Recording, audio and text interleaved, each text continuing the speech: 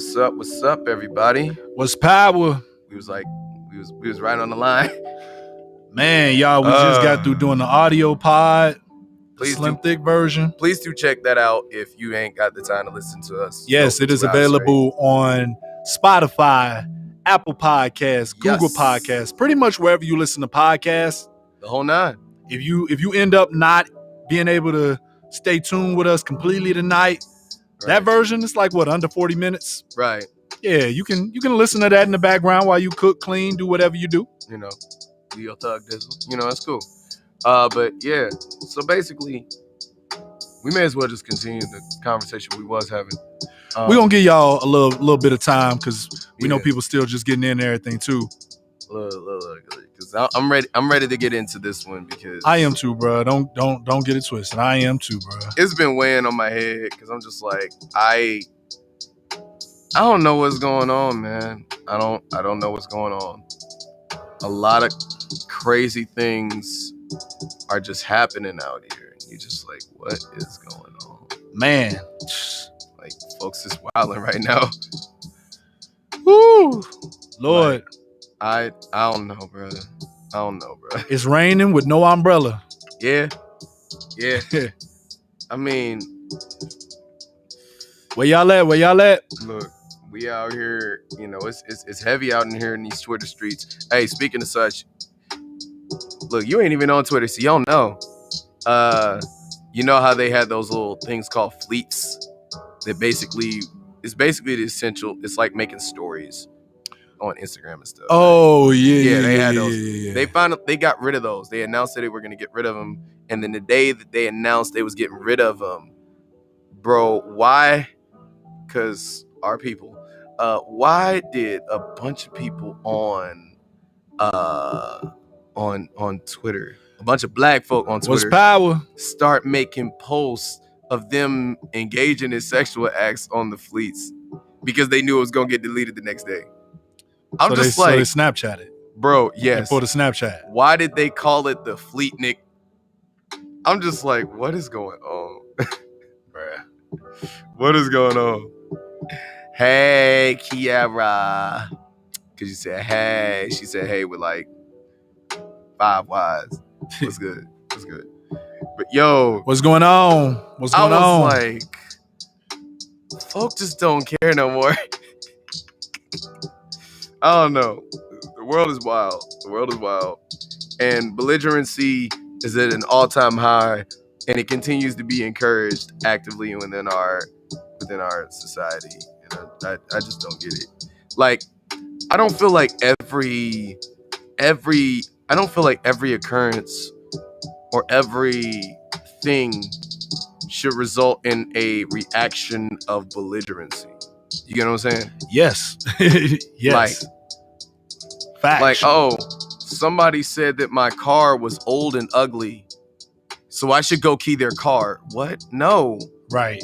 You should go on about your business because who cares if it gets you from point A to point B and, you know, the transmission still works.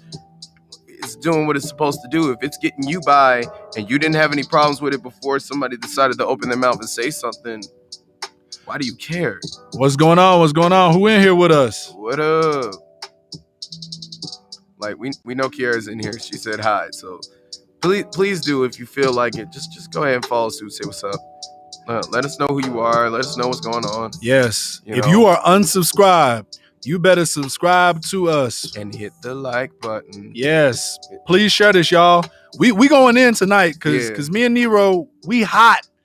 Our pod, the audio pod, the regular audio pod. The pods is hot. We like a minute late. Y'all wouldn't know that though, but we fashionably late by a minute because we literally just got done. Yeah, we just got done. And normally we don't do it that way, but yeah, so this pod gonna be a little bit longer. It's gonna be it's gonna be full of, it's gonna be a little bit of everything. But you gonna get it. So, you know. Yeah, y'all gonna get this work.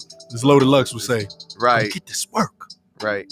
Hey, speaking of that, we still gotta talk about the one bit of online news that I actually care about, which is the Royce versus Lupe. Sir. Oh. That is that is unfolded interesting. As far as the internet's concerned, that has been one of my favorite things of the internet this year. I know, right? Like, welcome to the stream. Welcome to the stream. Look, y'all, we waiting to get more people in, so please go ahead and share this with people that you know. Tonight, we going one-on-one with cancel culture. Oh yeah, okay? We out here. Yes, we out here. You see the title? Clout chasing, trolling, or being yourself. What was the fourth one? There was a fourth one you thought Ignorance. Of. Ignorance. Yeah. Because some stuff is just people being stupid. Let's be honest. Facts. Sometimes people ain't necessarily trying to be intentionally disrespectful. Woo. Sometimes they're just ignorant. Sometimes they're just not that smart. Like, yeah. And that, look, I know some people think that's a diss, but it's like, no.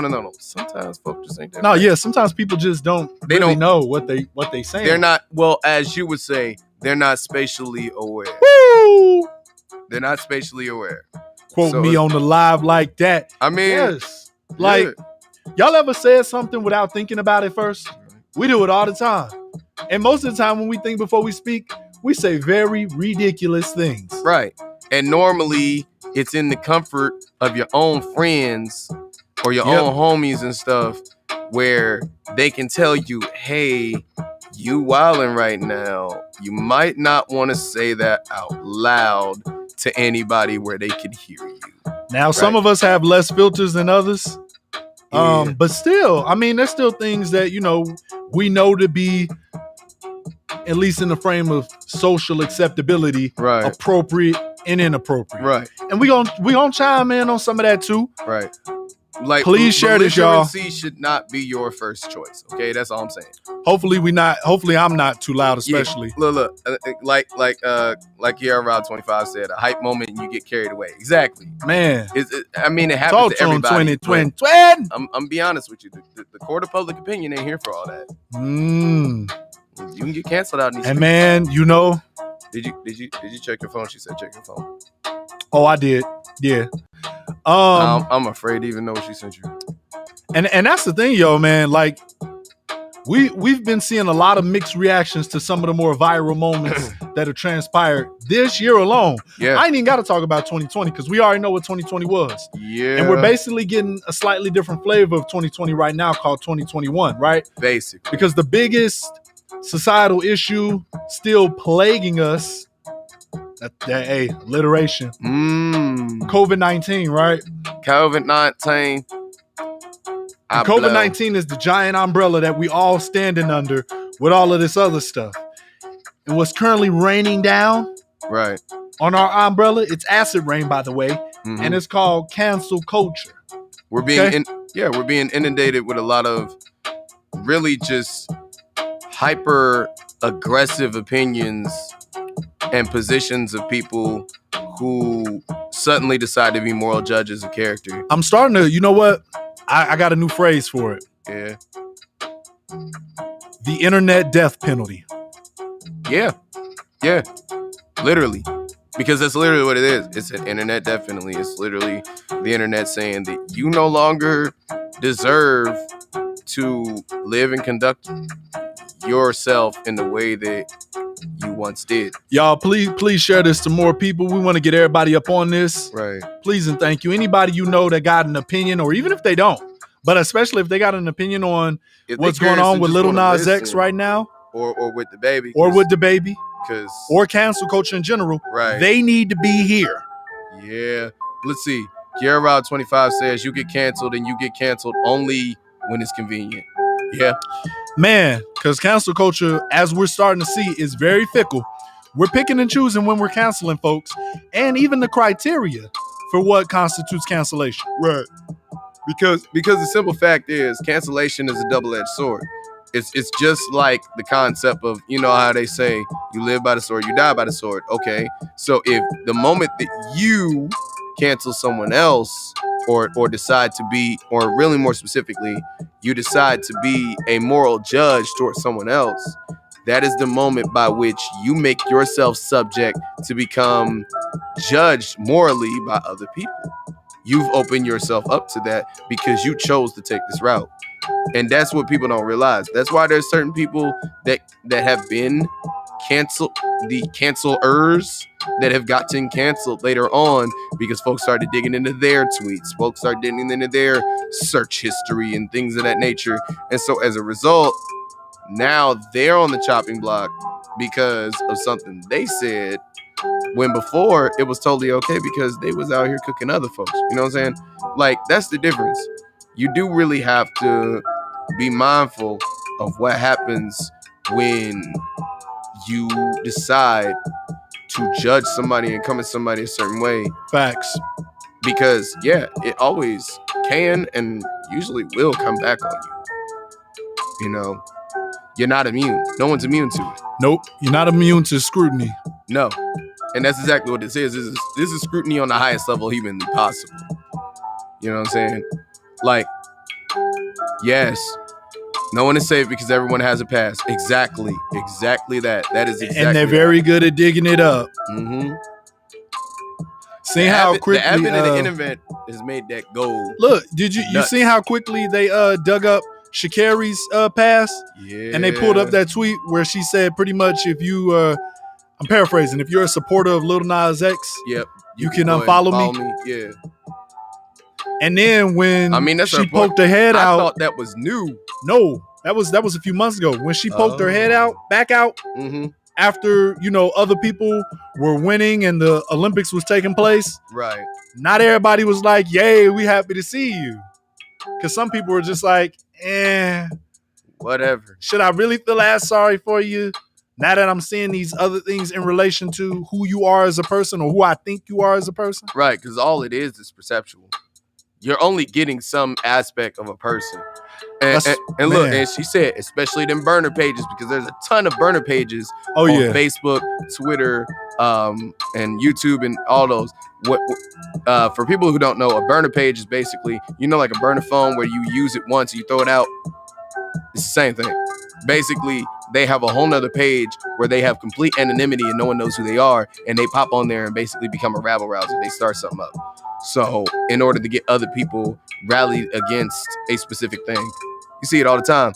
Shoot, on YouTube, they actually had fake black profiles that were saying incendiary things in comments that were negative towards black people in the black community, just so that way other white or racists of other races could sit there and say, well, see, the black person agreed, he's saying it, so therefore, he got a point, so we can get behind that. You know what I'm saying?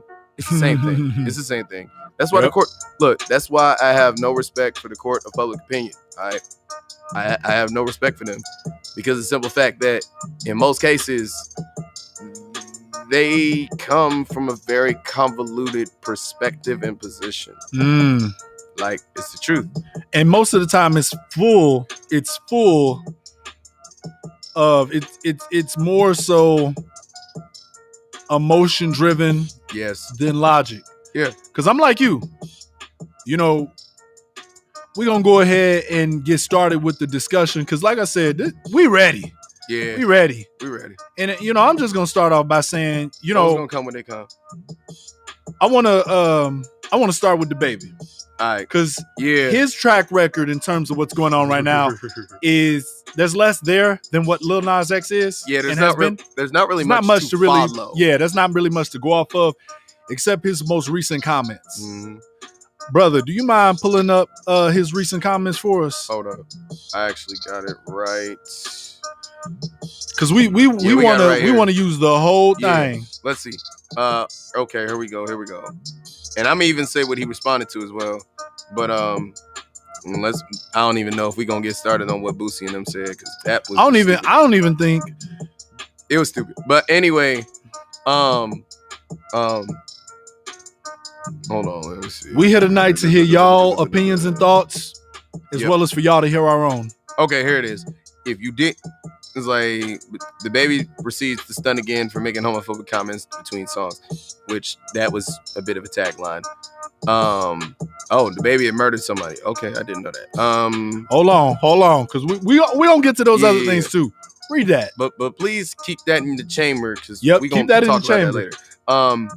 He said, "Ladies, if your poussoir smells like water, I didn't say the first one. Okay, if you didn't show up today with HIV, AIDS, or any of them deadly sexually transmitted diseases that'll make you die in 2 to 3 weeks, then put your cell phone light up. Okay. Second one. Ladies, if your poussoir smell like water, put your cell phone light up. Okay. Fellas, if you ain't giving head in the parking lot, I'm changing it up a little bit. Just, respect. Put your cell phone light up. And it's like, for me, when I first heard like the comments and things that was said, my first thought really turned towards, what's the relevance of this? Like, where did this come from?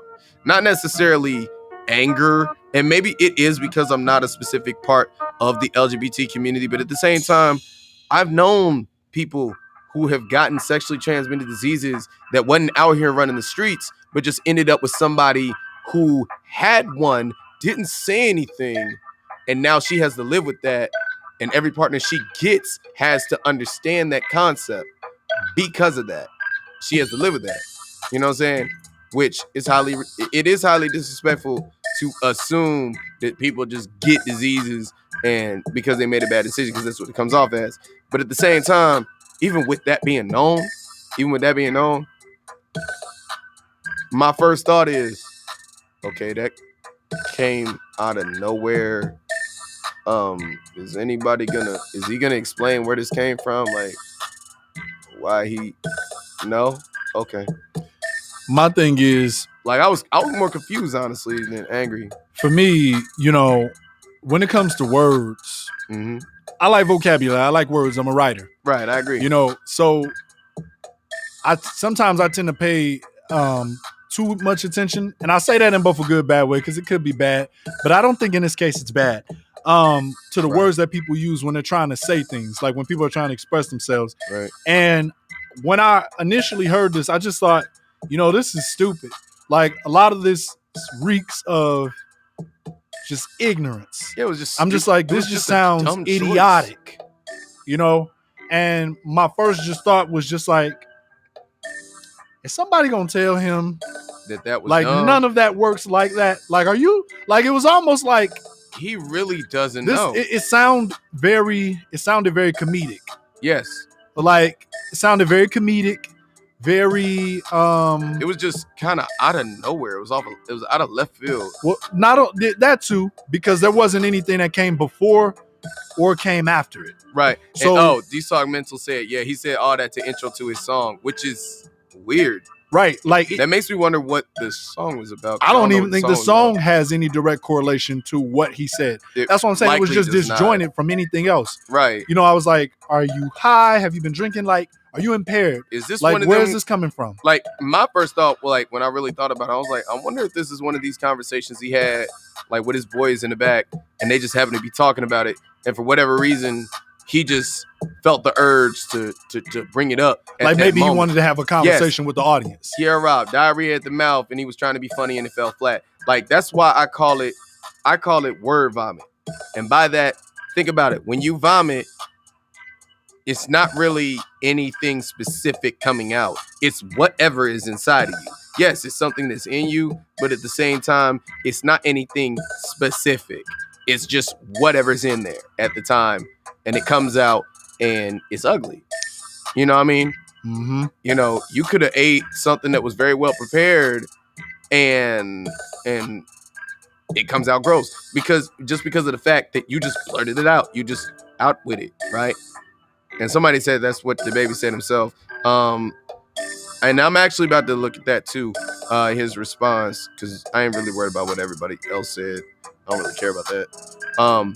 After receiving continued backlash on the internet, DaBaby issued a soft apology on Twitter, writing, "Anybody who didn't ever been affected by AIDS or HIV, y'all got the right to be upset. What I said was insensitive, even though I have no intentions of offending nobody.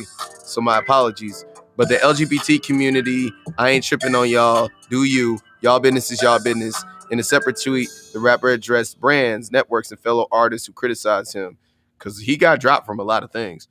For any brands, networks, or artists that like to profit off of black rappers' influence on the culture without understanding it or having the patience to deal with what comes with the position we play in our culture. Keep your money next time. Us niggas human too. Despite acknowledging his insensitivity, DaBaby then promoted his upcoming concerts in Hidalgo, Corpus Christi, Texas, tweeting, other than that, cheer the F up and be proud of who you are because you can't make me feel less of myself. And it's like, okay. And he did say this. He said, I tell fans to put a cell phone light in the air. Y'all start a Million Man March. I told you y'all digested that wrong, but I ain't gonna lie, I'm impressed. And show the same amount of support when your racist cop killed one of our black cells. You're not. And this is the problem. This is the issue I have. This is the issue I have. When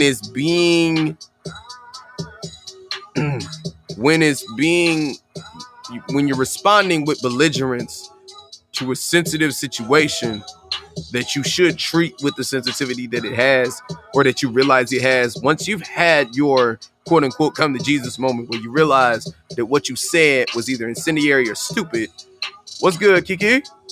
What's power? Like when you realize that what you said was incendiary or stupid, acknowledge it as just that. You don't have to respond or rebuff and be like, oh, but at the same time, y'all overreacted, and I ain't gotta be mad about this. No, because like, then people generally feel like you're being dismissive of their feelings toward whatever it is, and it feels like a backhanded apology. Yep.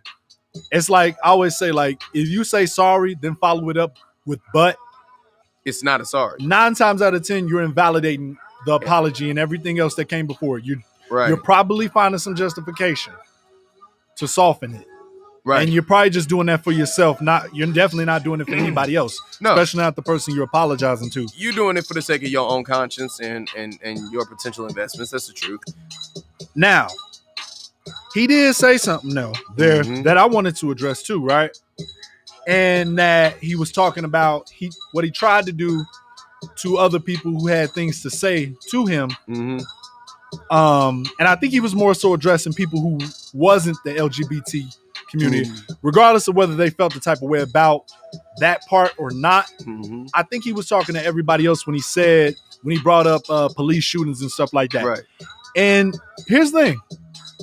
Yes, we do live in a culture. We live in a society where certain things get priority over other things in terms of whether we gonna raise Cain about it or not. Right. That's the reality we live in. We've always lived in that reality. The difference is that the internet superhighway has distributed the information, the bullshit, the fuckery, the whatever it is out to everybody at such a fast rate that virtually anything done on the internet is viral if enough people feel a particular way about it. Instantaneously. Now, see, here's the issue I have with people's responses. Yes, it's about knowing your crowd, though. Yes, and that is part of being an artist. Look, you and me are both artists. You and me have both been in front of various crowds of people and said various things, done various songs and things of that nature. Okay? I'm not going to say that either one of us is immune to making a mistake similar to this, maybe not quite like this, but similar to this. It's all possible. Anybody can do word vomit. It's easy. That's what makes it so bad. But this is the problem I have, is whenever somebody else tries to jump in and defend it, but they try to defend it like they were saying something profound or like they were saying something that actually held some measure of weight instead of saying, nah, it was stupid. Like Tory Lanez said, when did rap get so politically correct that you can't speak your mind and have an opinion? Why the F was rap started? For us to speak our mind. Rappers will not always be right, and you don't have to agree, but they have a right to speak their mind. Yes, you do have a right to speak your mind, but you also, with that right, you also carry the right to accept whatever the consequences are that come with speaking your mind. Exactly. That has nothing to do with with the fact that this man said something stupid. Don't defend that. And address it as I messed up. And I said something stupid. I'm sorry. That's the end of it. And if you don't feel that way, like if you genuinely don't feel that way, then don't act like you do. Right. Because at the end of the day, one way or another, especially if you call yourself being yourself all the time, it's gonna come out. Right. And that's what we've seen. Right. Because in a general sense, his apology to many felt like Right. crap and unsincere as hell. Thank you. And that's the thing. Like, if you're gonna be a type of way, be that way from the get-go. And why is that important? Right.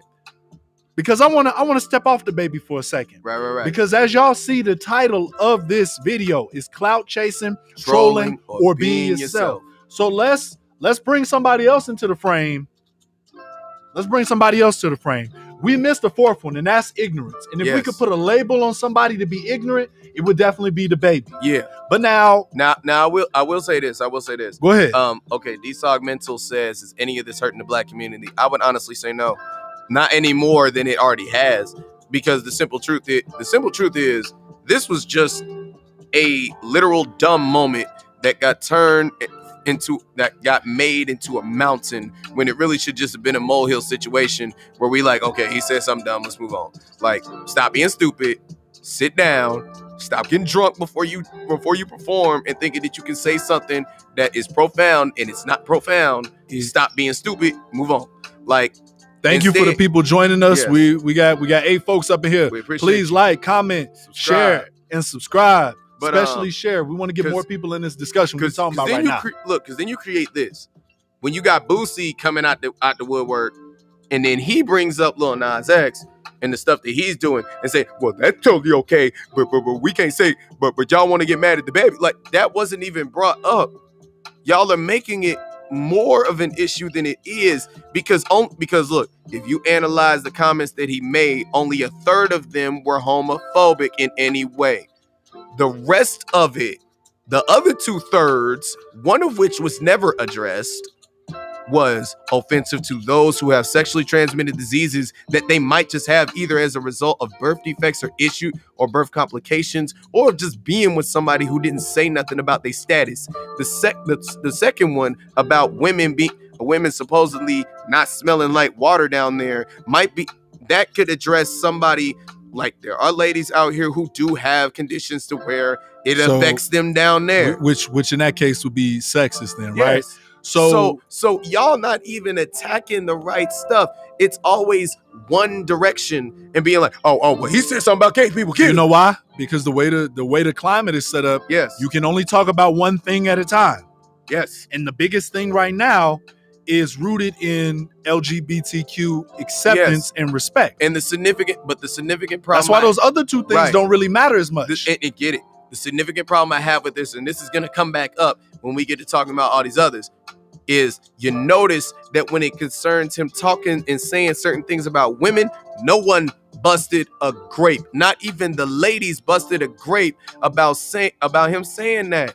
No, it instantly went to homophobia. No. He needs to be told to shut up because there's a lot of dudes who don't wash their yams either, and no one talks about that. You know what I'm saying?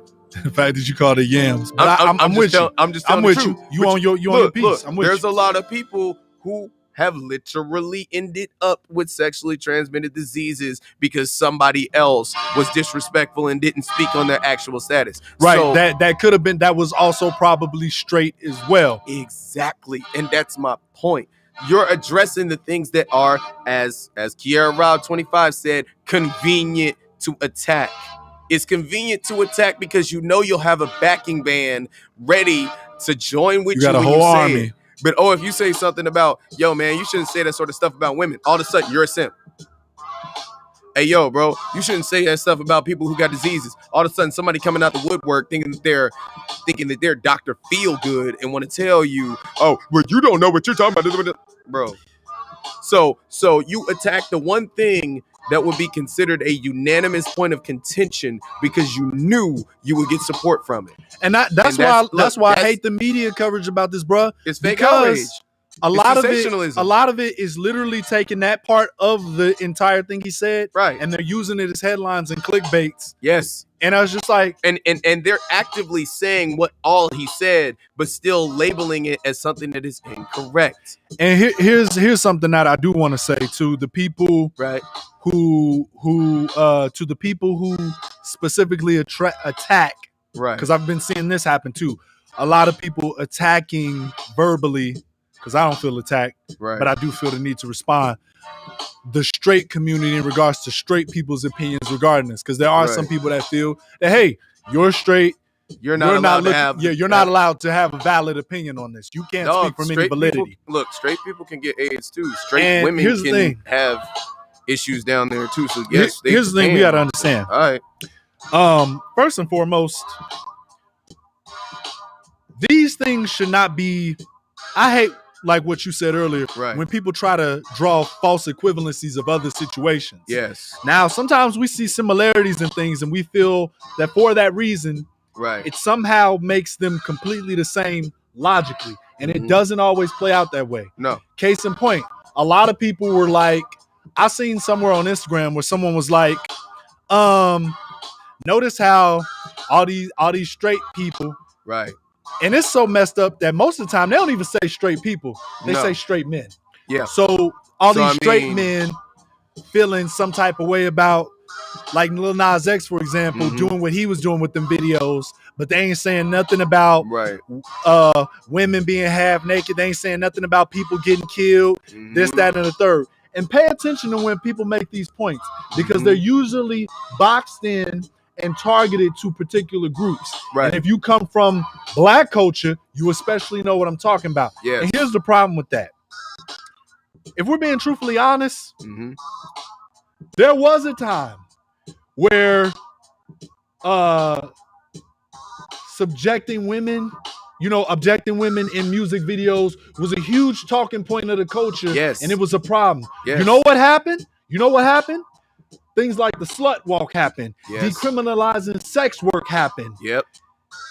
Sexual liberation movement happened. And so what happened as a result of those things, among other things, it became normalized. So now people don't care as much about those type of things, so they have a lot less to say. Because guess what?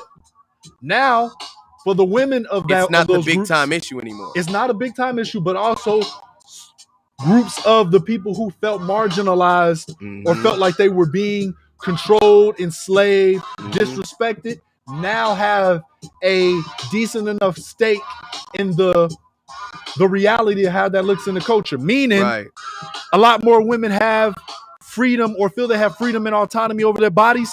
Guess what? They don't even complain about it as much. In fact, they contribute to it. And here's the kicker to that. Oh, because, we on fire tonight, y'all. Look, because one thing that Lil Nas X tried to say is political. Rob 25 said it's political bias to separate and conquer people. Absolutely. Woo, yes. Political correctness in cancel culture does not get talked about enough at the same time. I will say this. It's interesting. Like, you have to look at certain things in context, right? So Lil Nas X, let me see. Lil Nas X was born in 1999. He is 22 years old, right? He had said that he had tried to make the assertion that, no one ever talks about whenever, because that second video had a lot of naked dudes doing dances and all kinds of crazy stuff. And showers and all that other kind of stuff. But it's like no one ever really has an opinion or says anything whenever there's a bunch of women dancing and doing all kinds of freaky stuff in the background of videos, but they want to say something as soon as I'm on there. And I'm like, what you don't realize, sir. Say what I just said again. It ain't even just that. I can actually do me raise one you better. A little bit more. I can do you one better.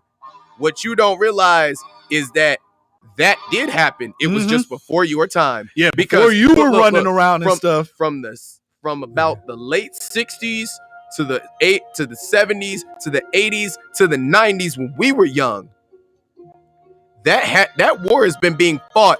It was being fought to the point that the FBI was investigating hip-hop groups. They were trying to make it so that hip-hop music of any kind, from Public Enemy to NWA to Uncle Luke, couldn't get played on the radio because they thought it was offensive to children. That all those parents groups, a lot of the parents groups that came out, a lot of the mothers against all this stuff, they were fighting against that video game violence and video games and everything under the sun. But you know what it was? It was a war of attrition. It was a war of attrition in that event. It's not that they stopped talking about it because they don't care anymore. They stopped talking about it because, over time they got tired and they realized that all that talking wasn't gonna do nothing. Look, maybe this is the like it won out. Maybe this is the ageism coming in me. Right. But when you said that, you reminded me of something that I don't mean to be disrespectful because we might have Gen Zs in the audience, but I need to tell y'all something. My upbringing, especially coming from the early 90s, even though for some of y'all that might mean y'all 5 to 7 years away, I grew up a little bit differently than you did. And I seen some things and experienced some things before you did. And I'm not that far away from you to where it's a divide. There's a divide, but also I can say it to you in a way that you get it if you're actually willing to listen. And the fact of the matter was, yeah, he was born in 99. So a lot of what he was still busy, you know, sucking on his mom's titty and still playing with his toys and shit, action figures. I was already old enough to know that hip hop sexploitation, as it was coined, was a thing and going on in music. Yes. I was already in spaces where I was either being taught or being understood what objectification of women is. Yes. Where he wasn't. So he missed that part where that happened in the culture. We had that discussion. It definitely happened. Tip drill, those of y'all old enough to know what that was. Janet Jackson at the Super Bowl, like, we had way other moments than that. And you know what's funny? That happened. You know what's funny? People talked about it. Tip drill came out in what? Actually, I think Tip drill came out the same year Lil Nas was born. I think it came out in 1999, 2000. Like, those conversations were had. So yes, people did raise Cain. Oh, bro. They definitely did. Look. But here's the thing. It only became a conversation roughly 10 years after Tip drill. When Tip drill first came out, you think DaBaby's getting done bad.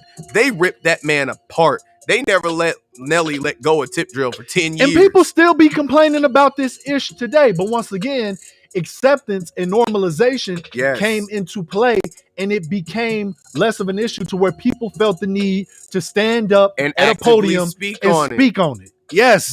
But you notice the difference of you need to be culturally aware to understand that, though. But you notice the difference between what Nelly did versus what DaBaby did and what Lil Nas is doing. He didn't get belligerent. He said, okay, I know it's been some years. I've had some time to think. And maybe that's what they need. Maybe they need a gap of years to really think, to look back, and, you know, conceptualize what's going on, compartmentalize it, and be like, okay, I was wilding back then. Because he said, look, okay, I was wilding. I didn't realize the effect of what this was. This man had to go on whole tours, you know, in support of like women, going to college tours, doing all kinds of stuff just to get that expunged from his record. Ghost Hand 246 says something I want to read. Yeah, go ahead. Paranoia propagated through media. It was always about making people live under the tomb of the estate. Thumb. I think he's trying to say thumb. The thumb. Yeah, there you go. The thumb of the estate. Thank you for correcting me. And filling the pockets of sensationalized media. Yeah, absolutely. Yeah, bro. Like, because, I mean, come on. How many of y'all grew up in a household where you couldn't really watch certain videos and, you know, certain videos, movies, TV shows and stuff because of nudity and crude images and stuff? I grew up in that era, and I know many of y'all did. Now, it might be topsy-turvy today with the Gen Z and their children and some of the millennials and their children, but we got censored with a lot of stuff because it was deemed inappropriate. Absolutely. And at that point in time, the culture was more so centered around sexualizing women. Now, with Lil Nas X and what he's doing, he's out here showing the men and stuff, and I'm just like, listen, one of the things that even the LGBTQ community got to accept, especially if they've been paying attention to society and culture, there will always be pushback. Every other group had to deal with it, and many of them are still dealing with it. What makes you think that you are suddenly special? Come on. What makes you think that you're so special that you're immune to that scrutiny, to that hate? I'm not saying that it's okay, but everybody else dealt with it and deals with it. And the truth, and the truth of the matter is, like I said, acceptance don't change that. Look, by the time he was old enough to walk, that war had already been lost, basically. Once the 2000s hit, talking about people I hate when people use that point. Because here's my thing: anybody who knows who Uncle Luke is, man, Uncle 2 Live Crew, boy, look, that was one of the biggest ones they used to fight. That's one of the ones they used to fight. Look, because this man had a whole, if you look back, there's a whole interview he did with Jay-Z while two girls are sitting there feeling on each other next to him. Now, this is something valid that Lovely T did bring up in the dichotomy between homosexual men and homosexual women. What's good, Cedric? What's good, bro? Thanks for jumping into the discussion. Please feel free to bring up any things that you want to say. Yes. And whatever you join in on the bro. discussion, bruh. Share it with your friends. Get people in this. We want to talk to y'all. We got 10 people in here. We got to blow this Thank up. y'all. Please like this up. Hey. So that YouTube algorithm can start working with us and we can have more people come into the discussions. And we are doing video call-in soon. Yes. So have your topics But ready. we on one tonight. But hey, look, here's my thing. She did bring up a good point though. She said that it's funny that everybody involved was okay when female lesbianism was being displayed on camera and in various media and things of that nature. But then all of a sudden, when it is men doing it, then it's extremely problematic and there's issues. It's like, okay, that is a valid point. That is an extremely valid point. Because there's a whole lot of divides here. You know what I'm saying? That's the whole thing. And somebody said, Lil Nas is not, yes, Kiara Rod 25. Lil Nas X is not aware of anything because he's listening to his team instead of knowing the history. Remember, voguing wasn't on the scene until Donna, a white woman, put it on Front Street. Thank you. And the truth of the matter is, they was about to rip her apart for trying to do that. But that's the thing. These revolutions and these, yes, voguing was also invented by the Black LGBT plus community, and they were not credited to doing that until almost 20 years later. Actually, more than 20 years later. But that's the thing I'm saying. All these things he talking about, but that's already been addressed. Right, and that's you why late to the game. For him, the label I want to give him is cloud chasing. Yes, because this is what I also want to say. Yes, I feel like I know where you about to go with it. When Lil Nas X hit the scene and went big with Old Town Road, didn't nobody even think about the fact that he was gay. Many people didn't even know. Yeah, until he brought it up. It was cool. It got the kids in a frenzy. Right. You know, so it even positioned him, whether he wanted to be or not, it positioned him in a space where he appealed to children in many aspects. Yes. And then, out of the blue, he goes public with the fact that he's gay. Right. Didn't really change many of people's opinions. I didn't see many people at all raising any cane about it. I ain't see anybody being like, "Oh, I'm not gonna listen to him. Oh, he gay." But then, like, come on, man. Now all of a sudden, the videos are real lewd and crude. Yeah. And have half nakedness and even things, symbolic symbols and things. And here's the thing: people might not like how this sounds. Right. This is the honest truth of it. Folks got a right to not want their kids to see certain things. To see something. And as far as the reason goes, you can assume you know the reason for that all you want to. But you might not. You might not, and regardless, it is not a matter of your personal business. No. That's whatever is done in their houses, whatever. How they choose to raise their children is how they choose to raise them. What goes on in people's houses is different from what you go out in the world and be putting out there, because a lot of things aren't known to us in the public eye. There's plenty of things we don't know that go on. Let's put it this way. Until DCS get involved, it ain't nobody business for them. Right. If you're doing some literal harm, we definitely need to intervene. Look, if you're doing some crazy stuff where DCS get to knocking on your door, maybe bro, I don't know what to tell you. depending on the situation. I don't know what to tell you. But at the same time, D-Sock Mental need to touch on how this gay is destroying the black community, or is that an interest to put out? In a lot of ways, gayness is not, I wouldn't necessarily say it's destroying the black community, but the perception of various things and various social issues within the black community, how they're being discussed, whether they're being discussed or not, and how they're being addressed or not addressed, is very corrosive to the black community because of the fact that we are not actively dealing with these things. We're either attacking them or accepting them without really doing any sort of approach or review or understanding. You know what I'm saying? And of course they do. And they wonder why people want to homeschool their children and stuff like that. The curriculums are not standard. Depending on what region of the United States in, you are learning at a different level and different things. Oh, yeah. Absolutely. Makes no sense whatsoever. As far as what you were saying, DSOG, in my personal opinion, I don't inherently believe that.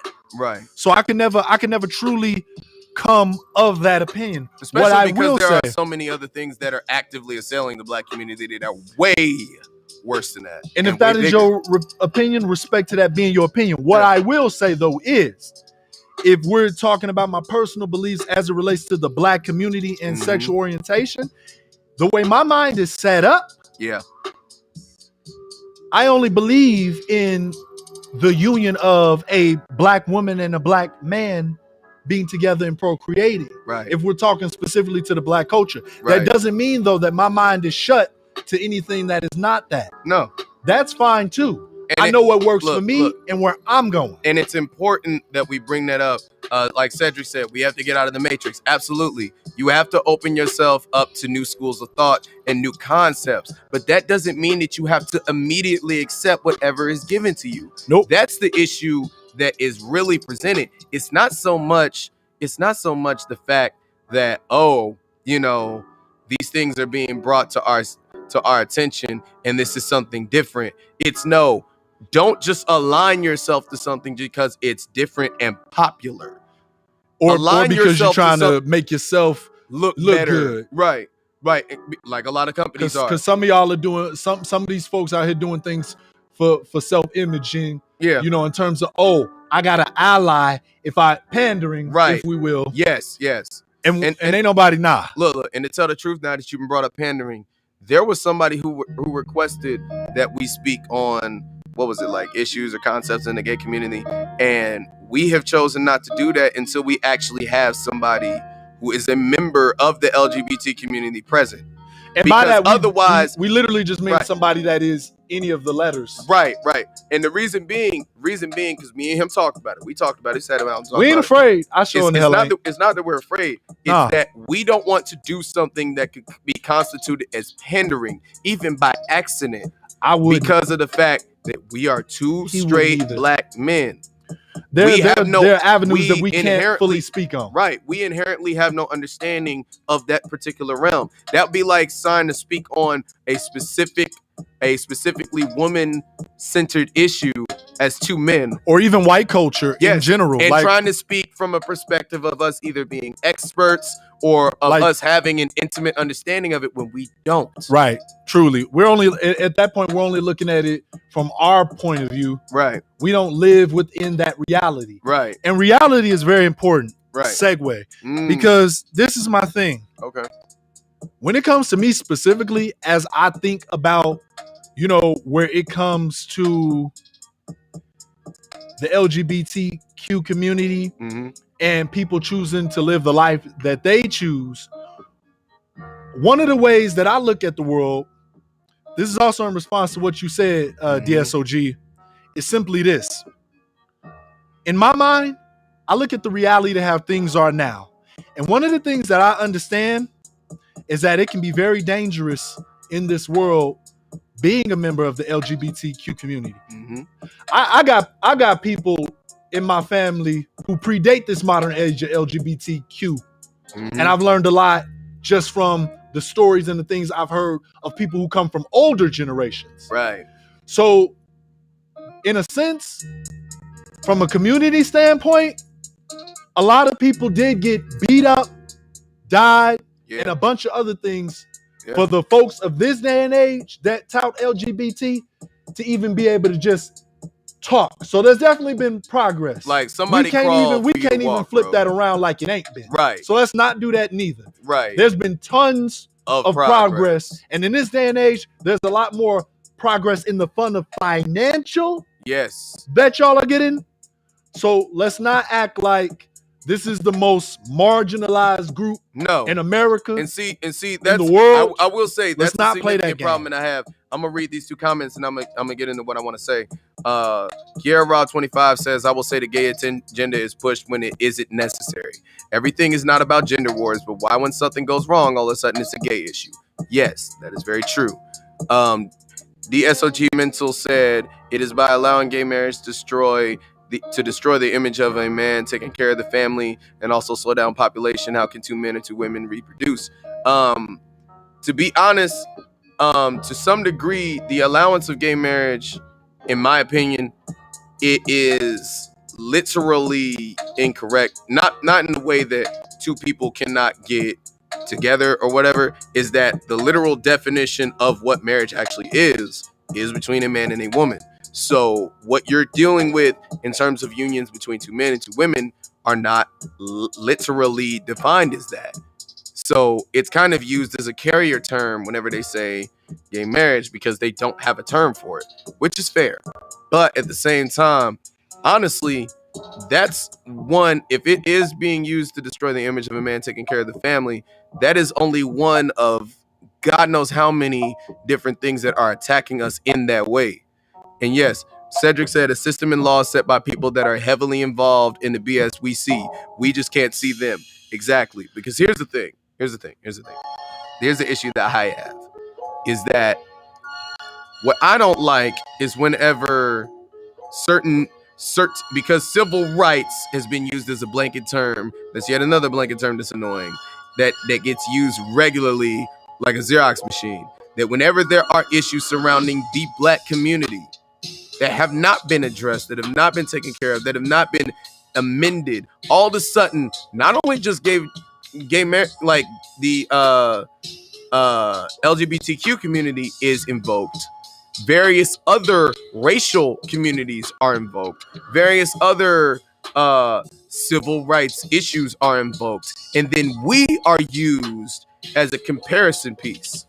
We're used to say, well, in a lot of ways, the gay struggle is a lot like the Black struggle. No, it's not. No, it's not. And those it never will be. Those two are not equivalent. Stop trying to do what my homie Sonny, he said comparative victimhood. If you want to know the truth, one of the most destructive things and one of the most corrosive things within the Black community and even outside of it that is assailing the Black community is comparative victimhood. You got women trying to compare how they're victimized to men. You got men trying to compare how they're victimized to versus kids and versus women. And then you have people who are members of the LGBTQ community trying to compare how they're victimized versus men and women who are straight or other people in the community. When the truth is, it's problematic if anyone is being victimized. Yes, and you know what? And Kiara Rob 25 said Black problems are always pushed to the side. Absolutely. Because they don't want to be it's easier to address these other things because, like I said, you have a whole band of folks behind you. Right. But you want to talk about some Black stuff unless you're trying to do it in a way of pandering or you're trying to do it in a certain way that they deem is okay. No one wants to talk about it. See, and here's the other thing. Right. I would definitely say DSOG, that is a side effect, what you're describing, because that is something that can definitely happen. I mean, we all understand the basic biology of, if less people are, if less men and women are having sex, as it currently stands, then there's less children. So, yes, that is correct in the general sense. I'd imagine, though, that we also just live in a day and age where, once again, because the LGBTQ community and fourth wave feminism, and Me Too, which is kind of a sister of fourth wave feminism, these are the things and these are the spaces where the people of these communities, cults, whatever you want to call them, whatever you feel like calling them, they are at the precipice of having the microphone.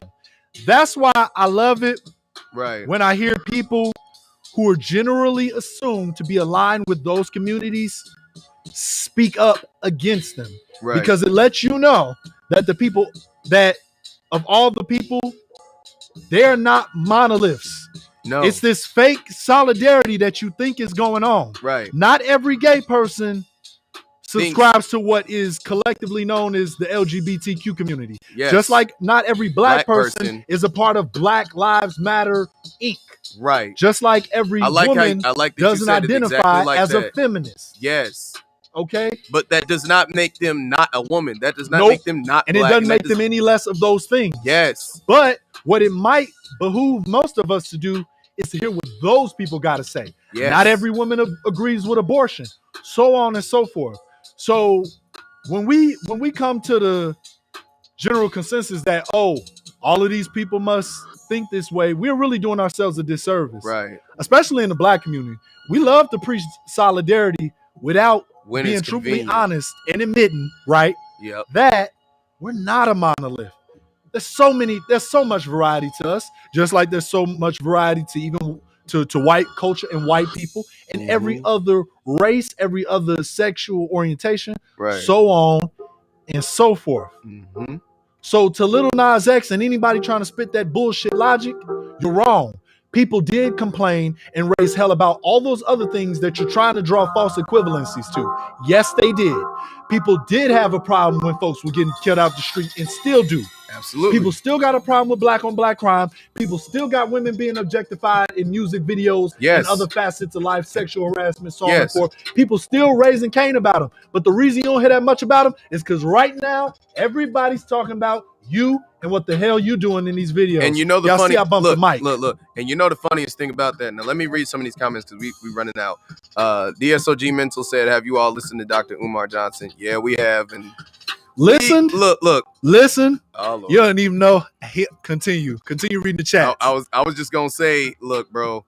We got some other things that we might need to talk about. I don't even mean to toot my own horn. That's a whole nother thing. Specifically speaking with Umar Johnson, no, I've opened at multiple shows for this man. I've shook this man's hand. I've met this man on at least 3 or 4 different occasions.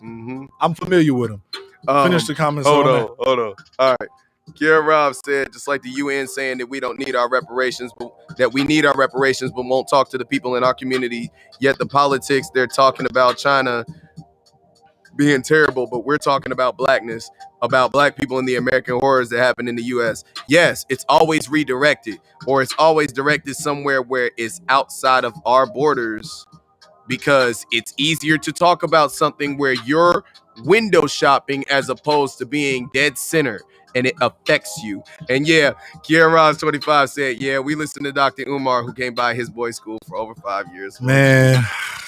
Look, I'm going to say it like this. Look, Umar has some valid points. He has said some things that are very profound. He has said some things that are very intelligent. But at the same time, Umar is yet another one of those people that should not be allowed to be a moral judge on camera, because he be wilding out too. Yeah, look, we got to look. We family here. We got to talk about it. We do got to talk about it. The interesting truth is the truth of the matter is, you can't raise yourself up as being a moral judge and then present yourself as being the very opposite of what you are pushing. Yes, we understand that there are going to be people who make mistakes. People are not perfect. We are not perfect representations of what we are. We're not robots. Nope. But at the same time, there has to be a statute of limitations. And just like we're saying that DaBaby needs to get checked for some of the stupid things he says, so does Umar needs to get checked for the things he says. And so does Lil Nas X for what he's doing. Yes. Because look, if you can't be checked, negative and incendiary behavior is negative and incendiary behavior. No and matter if you who cannot it be comes checked, from. If you cannot be checked under any circumstance, that's problematic. Eventually, you'll become a tyrant. Yes. Eventually, yes. if can't nobody stop you or put you in your place, eventually you're either gonna burn everybody you come in contact with, or you're gonna burn yourself. You're gonna set yourself on fire. I'm weak. Kiki said, not Umar. Listen, in the y'all. Soulja Boy voice. Okay, DSOG Mental said, Illuminati pushing this. One thing I'm trying to get people understanding is the system and how it works. And listen, we absolutely are too. And there's no wrong to that. But everything's got to get addressed in its own way. And at its own time. Yes. Because I think one of the issues is, what ends up happening is sometimes, and I hate to use this word, sometimes we try to conflate everything. Yeah. And I'm gonna give you an example. What was that movie? Was it Man, it's one of the Wayans movies. Is it Don't Be a Menace? Don't Be a Menace while drinking juice in the hood. Or is it that one? Major Payne? Which was the one where he did the Hotep Brother skit? Oh. And he literally combined like a whole bunch of different things, conflated a whole bunch of different things to say that this is what it is. Right. Truth be told, there are so many things going on at the moment for any one person. What's up, Busy? What's good, bro? You finally that popped they in got on it. The thing, man. Hey, okay, let me get what he said. It's crazy. Right. He said, hold up. Kiera Rob said, Umar Johnson's on drugs and financially irresponsible. He says all the right things in those playing seminars. Yeah, because he knows what to say. He knows what to say. To those who can't look past but his positioning, like, it's not that he don't got good things to say. It's that it's coming from the wrong place sometimes. But like Vizzy said, Umar is crazy and smart, which makes him dangerous. Don't let that guy get a significant amount of money or he's going to get dragon sickness. Vizzy. Vizzy. You're not wrong, though. Look, the truth of the matter is that's right. It's not that he's crazy. Hey. It's not that he's smart. It's that he's both. Kiera said my favorite thing. Prioritize. Thank you. These bro. are societal conversations, cultural conversations, and issues that we're talking about. Why do we as a society act like we are so technologically and intelligently advanced that we can solve this shit in a night? Do you know, like, all we got to do is look at history. Look at many of these different revolutions. They took a lot of time, years. Years. And it wasn't just a matter of people just choosing to be stubborn. Like, when you're trying to change the world, when you're trying to make world changes, it takes a lot. That's a lot of people. Remember, we got like fucking, I don't even remember what the amount of people is here in the United States. And I ain't even about to Google it. NeRo might. But like, do you know how much work it takes to even change half of that amount of people's minds? Right. Do you know that there's not even half of people in the world that think the same? And the simple thing about that is, a lot of these things that are being judged, a lot of these things that are being critiqued like they are actual laws and statutes only exist within a moment in time that is being actively preserved. Woo! Sound like a paraphrase of a Vegeta quote, sir. Yep. Because look, you knew what I was about to say. It's true though. It's true. It only reflects a moment in time. A moment in time. And time passes and you cannot go back. We can only recollect. And once it's history, it's history. That's it. Yes. Kiki said you have to plan bold moves. It's chess, not checkers. Yes. Kiera Rob 25 said too many people dying at once now. Man. Bro, look, let's not. The main focus right now, whether people like it or not, ultimately, kinda has to be COVID-19 and everything about it. Like more than anything. Niggas coughing on you and you ending up laid out somewhere in a hospital bed. I'm just saying. Remember, y'all, they ain't really telling y'all who died anymore. Look, people are still dying, but they're not really talking about it. Here's my thing. You have these people who want to be representative speakers for specific groups, and a lot of them do not really show the real, like, a true picture of what that group represents. You know what that is? And when they don't, they drag down the whole entire group. That's the internet, though, right? Yes. Because the internet makes that individual feel they're that person you're describing. Yes, absolutely. Look. Crazy. Look, and DSOG Mental said we all need to come together and break bread and put things up to lift a plan of action. Absolutely. We definitely do, bruh. Just know that's going to be more than one meeting. Yes. That's the thing that people assume, that it's always just going to be one meeting. And then we're going to, boom, we're going to figure it out. Bro, we got it. We're going to get this done. But I do actually have an example. You know what? There was a version of cancel culture that was legally sanctioned. If you really think about it and you dig into your history books, all my history buffs, you probably know what I'm about to talk about. There was a version of cancel culture that was legally sanctioned in America. You know what it was called? It was called McCarthyism. Mm-hmm. It was called McCarthyism. McCarthyism was literally cancel culture, just legal. They would literally put people in a room and they would ask them directive questions to determine whether or not they were a communist sympathizer. And if you were determined to be a communist sympathizer, you would lose assets, you would lose job opportunities, you would lose gigs, you would be effectively blacklisted to where you could not get work to feed your family. And the way those questions were said, the way those questions were asked, once they got you in that room, it was basically like that scene off of was it Menace to Society? That scene off of Menace to Society where he said, "You know you effed up, right?" Where he kept asking him all them questions, and he asked him in ways to where he was gonna get it wrong no matter what. Right. That's how those questions were asked. If y'all want to know who got killed for this, if y'all want to know about McCarthyism, I'm gonna tell you where to start. It should be obvious. And those questions were open-ended, Kiera. You might not know it or not if you just really don't know, only if you're living under a rock. Right. McCarthyism, rooted, last name McCarthy, Douglas McCarthy. Start there. Find out who he was as a person, General Douglas McCarthy. And then it's gonna help you get to why McCarthyism is what it is. And why he was something else. And why it truly is a historical example of government-sanctioned cancel culture. Yeah. That was government-sanctioned cancellation. These people literally could not get jobs because they got put in a dark room and asked a series of questions by some random white dude that they didn't know from the government. Okay? But yeah, too many people have tried conflating these different scenarios together, which is why we talked about DaBaby and Lil Nas X. Right. But now I want to talk about the last part, being yourself. Yes. And why this one matters when having this conversation. Okay. Ultimately, y'all decide how y'all think these individuals are truly behaving. Right. Are they clout chasing? Personally, I think Lil Nas X is clout chasing. Are they trolling? Could be. Yeah. Could be that too. Absolutely. Are they being ignorant? DaBaby sure is. Yeah, ignorant as hell. That's pretty. Or are they being themselves? Let me give y'all two examples, and I'm gonna talk about one more than the other, but y'all gonna get it as soon as I say it. Kanye West and Tyler the Creator. Okay. Yep. Kanye West. Okay. Despite everything he has said or done, he's never truthfully been canceled. Right. The slavery was a choice thing didn't really lose him that much money. In fact, the man's a billionaire today, and he sure wasn't then. He was actually barely coming out of debt then, right? Yep. But hold on. The Taylor Swift thing, that didn't really cancel him. Some people were upset. All he did is went and hid a little bit, made one of the greatest albums of his lifetime, and is still called the GOAT by many people, including those who think he's absolutely crazy. But you know why he never got canceled? Even though this whole time he's existed in the age of the internet? Because he's been that same crazy ass person since day one. He's always moved in that way. He's always said controversial things.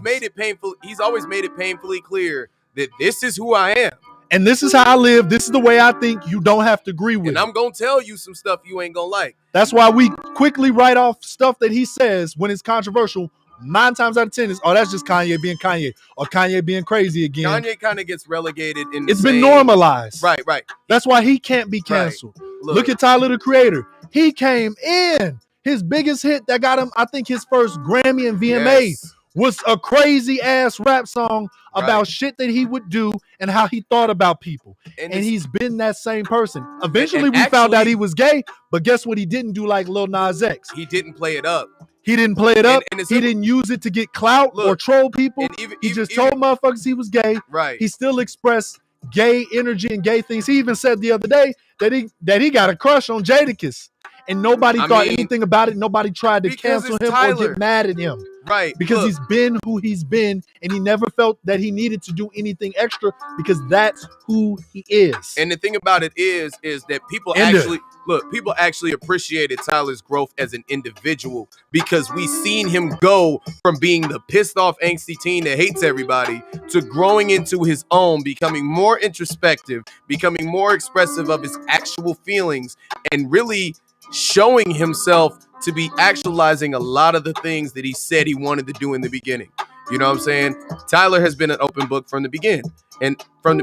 So you come to respect somebody, even if you don't agree with them, if they are consistent in what they do and in their behaviors, and they are consistent in how they carry themselves and in their actions, you will come to be like, you know what?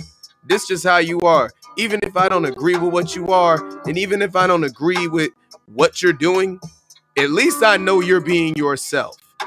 I'd rather deal with the enemy that if you're gonna be an enemy or you're gonna be somebody in opposition, at least I would rather deal with the enemy that I can see as opposed to the one that's smiling in my face, shaking my hand, and palming a blade. You know what I'm saying?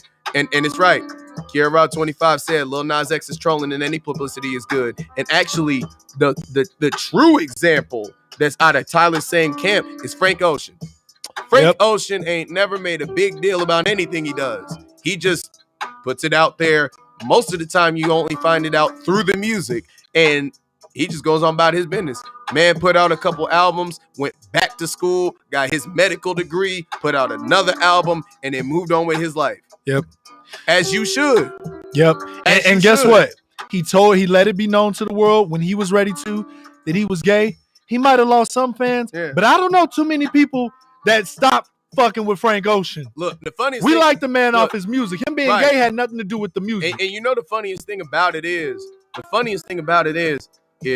due to the vagueness of how he did things, I've never known if he was gay or bi. He might be both. I don't know. He may be. Right. But guess what? That's his relevant. business. He does what he wants to. Nobody's raising Cain toward him because of it. He gets to live his life comfortably, knowing that he let the world know that he's gay. Everybody knows it. He still expresses it technically, right? Because just putting it out there is expressing it. He's had boyfriends and men that he's been interested in. Right. He still made music about those love interests. Right. Remember how Thinking About You was? Right. Thinking About You to this day. Yeah. I don't care Frank Ocean's sexual preference and or orientation. It's one of the dopest songs out. It's one of the dopest songs. Look, I was about to do a cover with a chick of that song back in 2013. Oh my God. And look, hit me out, y'all. Y'all know I'm comfortable as hell in my masculinity and everything, so I don't give a fuck about admitting that. But you hear me though. I'm trying to imagine it. But hey. But you hear me though. Right. Look. And one thing I will say, you know what's funny about that that interesting dichotomy is the fact that if you look at the song, I can't say much about the new song because I haven't really examined it much. But if you look at the song Montero, if you really look at the song Montero, because you know me, I go back and look at lyrics. I rap genius stuff. Right. So I wasn't even really worried about the video. Like, the reason being is because I started noticing the stark differences between the video and the actual lyrics. The actual song has absolutely nothing to do with the video. And that's what told me that some of this was fake outrage. Because the song is about not even unrequited love. It's about being a side piece and wanting to be recognized by the person that you being a side piece to, like saying, hey, go ahead and tell me, go ahead and tell everybody what we doing over here. Go ahead and let it be known. And that's actually a cool concept because of the simple fact that we live in the age of the side piece. So yes, there might be men and women, straight, gay, or otherwise, who all feel this way. Right. But you eliminated that part of it, of people wanting to understand the song, because you wanted to sit there and twerk on Satan for clout. Yeah, and it's like you prevented that anything to do with that. You prevented that discussion. And so I'm just like, to the LGBTQ community, besides doing whatever he wants to for whatever reasons he's doing in these videos, what is he really teaching or spreading awareness about? Right. That's my other gripe. Where is the that I want to come at y'all on? Like, because if what is he trying to progress exactly by doing this? Look, let's put it this way. This man, what's he really advocating for? Lil Nas X is he making any speeches at y'all events? Right. Look, here's my thing. Come on now. Look, Lil Nas X at this point is doing as much for the LGBTQ community as Caitlyn Jenner was doing for the LGBTQ community, while actively receiving awards for existing. Listen, and remember, Caitlyn Jenner got called out for that by quite a few people. They said that you didn't even do anything to support the LGBTQ community, but yet you want to sit there and champion this stuff and act like you're a hero. And we've seen a lot more issues of that, even within their community issues and stuff. Yes. Like when Demi Lovato talked about it's okay to be misgendered after she had came out, is and then a few people clap back like, hold on, no. You got this a little bit confused, and you're confusing people with your rhetoric. They had to get her together. And Jason Lee, I think that's how you say his name.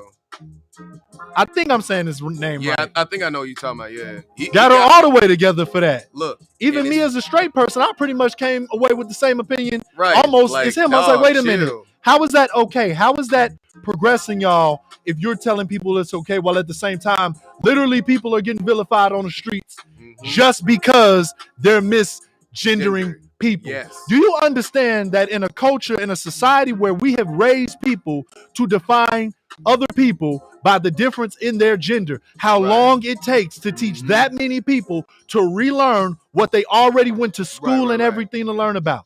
That takes a long time, especially for all of us that already existed before you decided y'all were gonna change the rules. Hey, they did say it was Jason Lee. Come on now. Also, Kiara Rob said, out of here. Dang, we got a response. DSOG Mental, are you new to the Illuminati scene? Everything is political and financial planning. We understand that 100%, bro. We're trying to talk about black issues. The Illuminati will always be there. That's true. I mean, I ain't and that is a separate discussion. But because you brought that up, we might have to have that one. We might have to talk about that in other things. But the one thing we'll talk off pod about that. The one thing I would like to say is, once again, look, as a black man in America, I'm not about to run around and say, I'm a black man in America. Okay, and then what? So what about it? You know what I mean? What do you have to bring forth to the table? Do you have anything to say about it? Like, okay, cool. What else is new? We know that. We can see that. You know what I'm saying?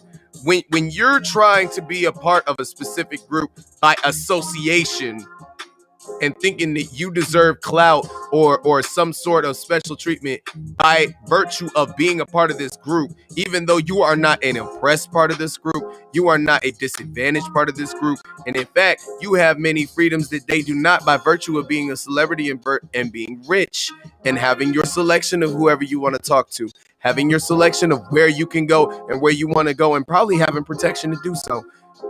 You are not the right mouthpiece for this, and he ain't the only one in that same boat. Lil Boosie need to shut up because he's sitting there having issues with a man wanting to go out here and do some gay stuff, but you sitting there saying that you wanted to get your 12-year-old nephew head from a prostitute. And that's important. I'm glad you said that. Concerning. I'm glad you said that because I want to say this also, using part of that in lieu of what I'm about to say. Look, and that's look, Tip just need to chill somewhere because all them allegations get him, man. When people make the whole when people try to conflate two things, do that what was the phrase you used? Comparative victimhood. Yes. When people try to do that, all you got to do is really break down the logic of the situations, see if they're really actually the same. Because here's the thing. Here's the issue that I have. Like I said, I grew up in a day and age, and I'm going to be raising my children in a way that I don't give a damn if it's a naked man or a woman on the TV. You're not watching that. That's how I was raised. Look, because if that was a man instead, back in the day, it would have been the same smoke. Look, and I don't know. This is why upbringing matters. Yes. Because I'm pretty sure many of y'all in the chat can relate. If instead it was a man in the place of those videos, right, where they were women, y'all parents would have still whooped you behind if they caught you watching that. Because you don't need to be out there. It's not about whether it's a man or a woman. Right. It's about nudity. It's not, and actually, it's even deeper than that. Yeah, it's even deeper than that. The simple fact that people want to have a problem with this is like, here's the thing. Children should not be allowed to view things that they are not mentally equipped to understand or process. That is the truth. That is the truth. The same way that your kids shouldn't be watching the WAP video and seeing booties popping and doing all kinds of crazy stuff and them talking about everything under the sun. The same way that your kids shouldn't be allowed to hear Slob on My Knob. The same way that your children cannot listen to any of Uncle Luke's catalog. The same reason why Lil Nas X cannot have some of his stuff presented to children. And the bad part is that in a way, people are perceiving this stuff in a negative way. I'm gonna tell you why. Because it comes off as predatory behavior. Because how does predatory behavior work? You put somebody into a false sense of security where they feel comfortable with you, where they feel accepting of you. They may even like you. Mm-hmm. And then all of a sudden you bust out the weird stuff. Spit that fire. As soon as your foot's in the door, now you bust out the weird stuff. And he's not the only one that's done that. Right. There are many artists that have done that. And that's the thing though, right? Even if it's not weird, when you break down the steps of what it is, like you said, you know, come how you are. Right. You want to influence and and change the mind of. Right. Change the You want to make them comfortable. Okay. And then you want to lead them to wherever you're going. And once again, here's the thing about that. If that's my child, whether you like it or not, I'm not saying that they're property, but I produce them and I'm primarily responsible for their care. Yes. So if I'm concerned with the possibility of negative things that can definitely come from that way of moving, thinking, behaving, feeling, etc., that is my right, whether you like it or not. As long as I'm not telling somebody to do some harm to you, that should be all that matters. As long as I'm not spreading that hate directly towards you, that should be all that matters. Right. Because most of the time, y'all don't even be knowing people's perspectives on certain things. Yes. Until you really have that conversation. Otherwise, you would never know. See, what we're really complaining about is the behaviors that people express, not as much the words. Because in most aspects, we can get over the words. But if I actually do some physical harm to you, that's different than saying I don't believe in your lifestyle. Right. Or now I'm actually just straight up saying I hate you. Now I'm actually trying to hurt you. Right. Okay. And now that's a hate crime for real. Kiara Rod 25 said, I have yet to see any gay black celebrities who have helped the black community. Most have been abused, sex trafficked, and many other things. So clout or trolling, where is the work? Exactly. Woo! And look, and we're not saying that every person that has to ascribe to a certain sexual orientation or a certain school of thought has to instantly become an activist. Never. But don't sit there in front like you are actually trying to be some sort of superhero within your specific group. And you ain't doing nothing. A goddamn thing. Okay? Just like how in black culture, we have a word for that, and it's hotep. The same way we look, because here's fake the thing. Conscious, fake woke. Here's the thing. You late, bruh. We already checked Jussie Smollett for doing the same exact thing and lying about getting attacked. Right. And that's the thing. And that's a negative example of that kind of bullshit. Yes. When you take the privileges that you do have and you use them for bad things. Because here's the truth.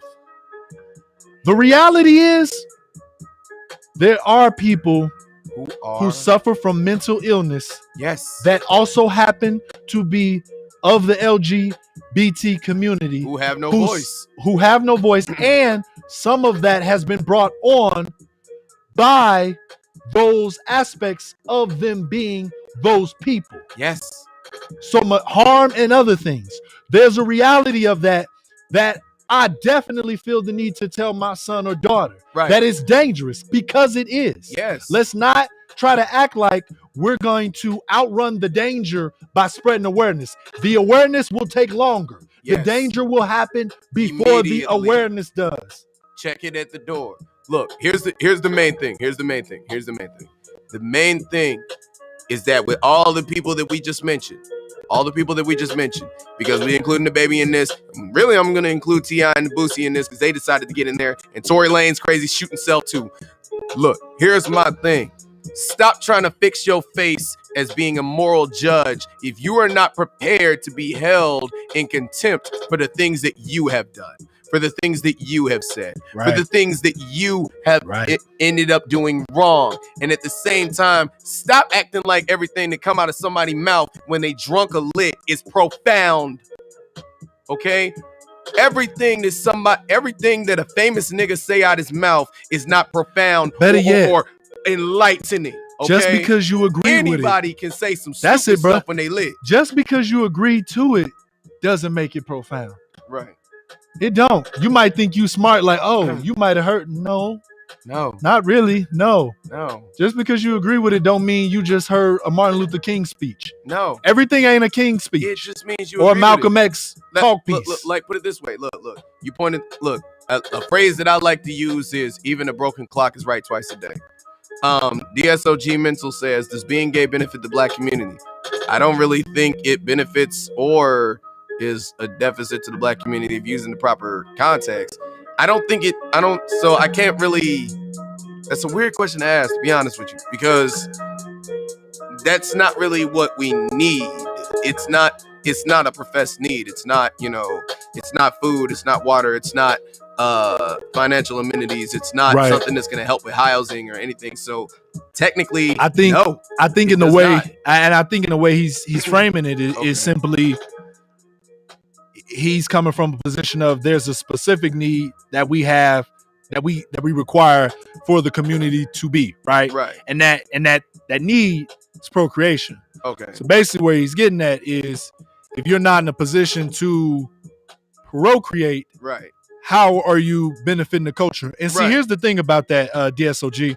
The fact of the matter is, the day and age that we live in, and I'm gonna politely put on my conspiracy hat because this might sound crazy to some of y'all, and I don't know how y'all gonna label it. I don't care. And we're not famous, so you're not taking no money out my pocket. I do this because I love it, not because I'm getting paid. We can't even get the fact of the matter is simply this. You can be in a gay couple and someone can give birth to a baby. Yeah. Okay? Artificial insemination. That's still a possibility. I'd argue, conspiracy hat on, that it's not impossible that with the advent of transitional operations and stuff, people having sex changes, and whatnot. Sorry if I'm not using the politically correct terms for y'all. At the end of the day, just don't know them. Sometimes not only that we don't know them, it is what it is. You know what the hell I'm saying, and I'm not being disrespectful in saying that. The fact of the matter is that there may become a point in time where naturally they figure that out too. Don't be foolish and think that that's not something being researched, because it is. It is. But I'm gonna leave it at that because just off of some of the opinions that you have proposed, there's another conversation that I think I want to have next week. NeRo will talk about it. Okay. But thank you for that comment. Because because the truth of the matter is, my thing is, my mindset is always on, look, what you do, look at the image it shows to the younger generation. Here's my thing. The younger generation has been exposed and inundated with so many images at this point that I'd argue that the younger generation is I'd argue that the younger generation are the trailblazers of this day and age of the version of it that you see. Because gay 40 years ago don't look the same as what it looks today. It's not. And straight don't either. No, it's not. Kiara Robb said being black is black, gay, straight is black, gay, straight, or whatever. I'm sorry, I read that wrong. Being black is black, gay, straight, or whatever. But James Baldwin was gay and so was George Washington Carver, so they did not contribute to black history better yet. Invention and movements. And that's my thing. It's not we're not trying to invalidate what you're saying, bro. It's just the fact that in the grand scheme of the many things that afflict the black community, that benefited. This is but one cog in a whole set of gears of a machine, and that is the truth. And that is the truth. The simple fact is, and he said they teaching in school. What are they? Wait. What are they? What are they teaching in the schools? In the schools. What do you mean by that? Look, 'cause I'm gonna be fair. I've been out of public school for well over 10 years, so you're gonna have to. But I just want to see what are you saying that they're teaching exactly? And because I want to say something to Kiara's point. Like, do you have some examples that you can provide us? Because honestly, give us some examples of what you mean when you say that. You got to remember, we in our late 20s, so we haven't been in public school for a minute. And not even just that. So we don't have a point of reference for that. Not even just that, but both me, NeRo, and myself, which is why we had a similar reaction. Wording in context is everything. Yeah. So I need you to explain what you mean by that statement before I respond to that. But I do want to respond to what Kiara said. Here's my thing. if I rock with you and we're talking in the scope of black culture specifically, within that realm only, not talking about anybody else right now. Yeah. I rock with you because you black. Mm-hmm. Because that is the one inherent thing that definitively you didn't choose. No. Everything else, regardless of how other people feel about it, is up for debate. Yes. And or further discussion and dissection. Yes. Your race is not. That was out of your control. Yep. You was born that. That was out of your control. Now, anything else, we can argue, debate, talk about it all day. But you black before you anything else, just like you white before anything else. Now, what you attach to that identity, that's your business. Right. But you cannot ignore the reality of the fact that my skin color might be different from somebody else's. Yes. Period. And that alone can earn you a death sentence, or can earn you disrespect and vitriol from a group of people that you don't even know. Yep. But here, okay, about being transgender. Look, bro, what we're trying to tell you is, do you have any books? Do you have any examples that you can present that like we could functionally look up? Because if you got something there, we can work with that. Like, we can look at it and pick it apart. You know what I mean? Like, case in point, I did not know that they were putting in images of white Egyptians in history books until I saw it. So that's what we're looking for, because that's an issue too. Here's my thing. I know what he's getting at. Right. In a general sense of, yes, there has been in this movement of acceptance regarding the LGBTQ community, there has been talks about people accepting different walks of life, people referring to different pronouns. Like, this is a thing in the general sense. But if what you're saying, because I want to make sure I got you clear, and that's how I want to go about responding to you. If what you're saying that they're inherently teaching people to be transgender, I do not agree with that. Now, if what you're saying is there are gender, or there are aspects and concepts in regards to LGBTQ, its history, its culture, their movement, yes, that's happening. Yeah. So they're being educated on what it actually is. Yes. But if you're saying that that's what they're teaching people to like be, they're being indoctrinated. Yeah, like this is what you might want to adopt as an alternative to the societal norm, which is straight. If that's what you're saying, then I disagree with that completely. Yeah. Look, because the beat yes, we do need to sit down and break bread at a later time. Absolutely. Okay. Look. Oh, listen. For everybody in the chat that's watching right now, right, there is an opportunity for you to be a part of our future live streams. And we will be having people come in. We're not doing in person because of COVID and the Delta variant now. So we had to kibosh that. We were trying to give it a decent, sensible amount of time, y'all. And when we wanted to do it, the Delta variant said, no. So we will be adding people in via video. So we'll be doing video calls. Right. If we don't start it this month, it will be starting sometime in the beginning of next month. Absolutely. But we can chop it up and talk about that too. But one thing I do want to say is, just so we can make this clear from here on out, I even though I feel like we kind of did in a previous pod, I feel like we did make this clear. But just in case you didn't know, just in case people didn't know, what we ascribe to above all else is black first. Yes. By that I mean I am black first. Then I'm a man. Then I'm a man. Then I'm a spouse. Then I'm a college graduate. Then I'm a worker. Then I'm this. Then I'm that. Then I'm all these other things. Then I'm a musician. Then I'm an artist. But I am black first.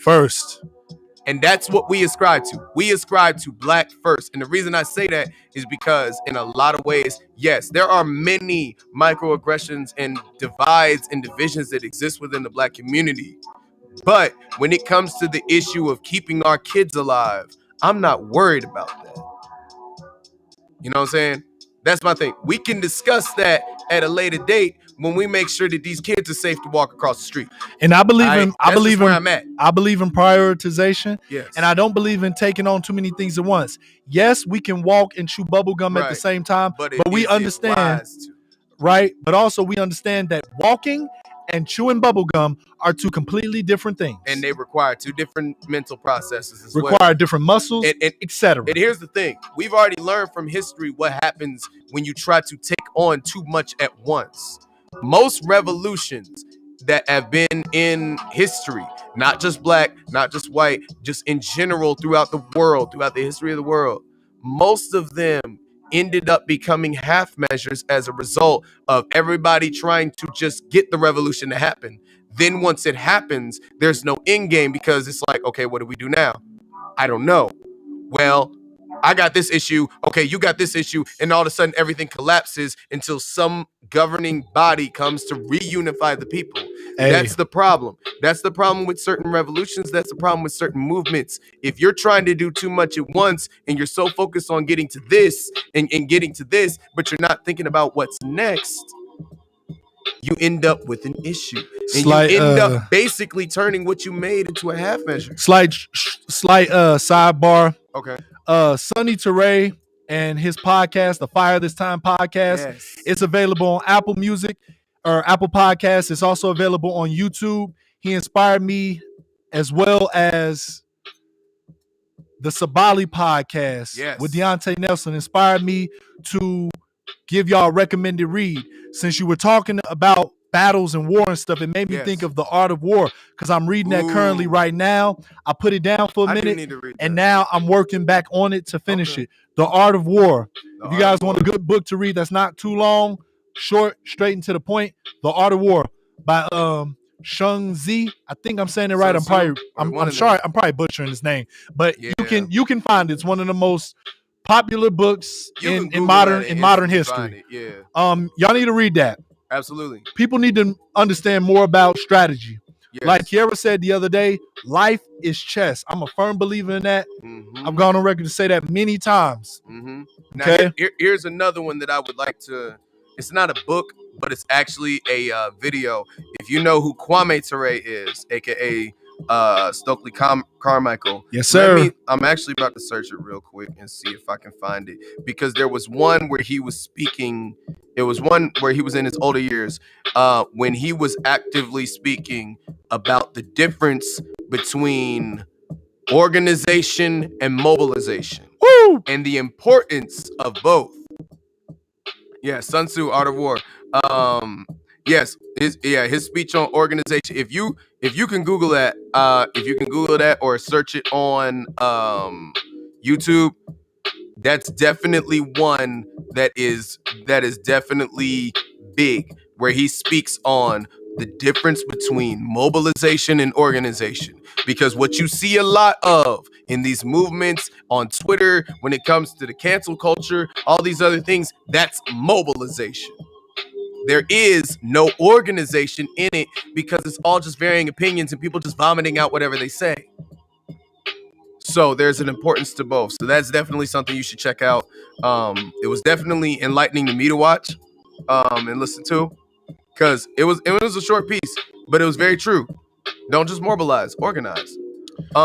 Facts. Let me see. Have you, DSOG Mental said, have you all thought about Blog Talk Radio? I had it one time.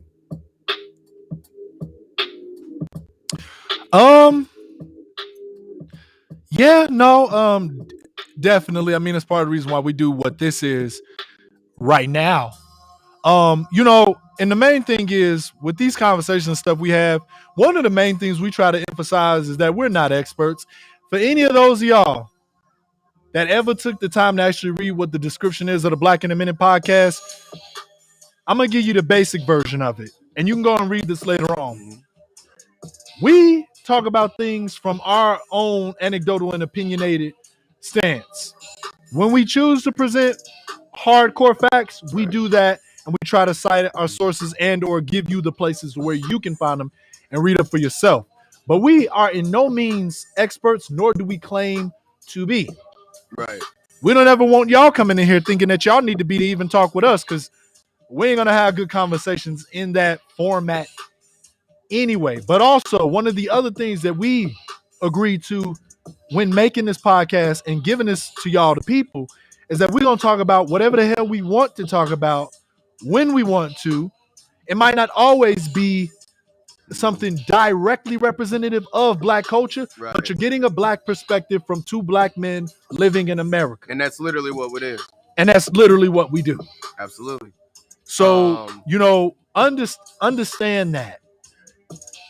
So if you feel that it's too Black for you, if you feel that enough of your particular concerns or issues aren't being met or discussed, right? Well, one, you can suggest topics for us. We Absolutely. always down. We want to know. Look, we want to hear from y'all. I just thought of something because I just got a message from somebody. Here's an interesting thing.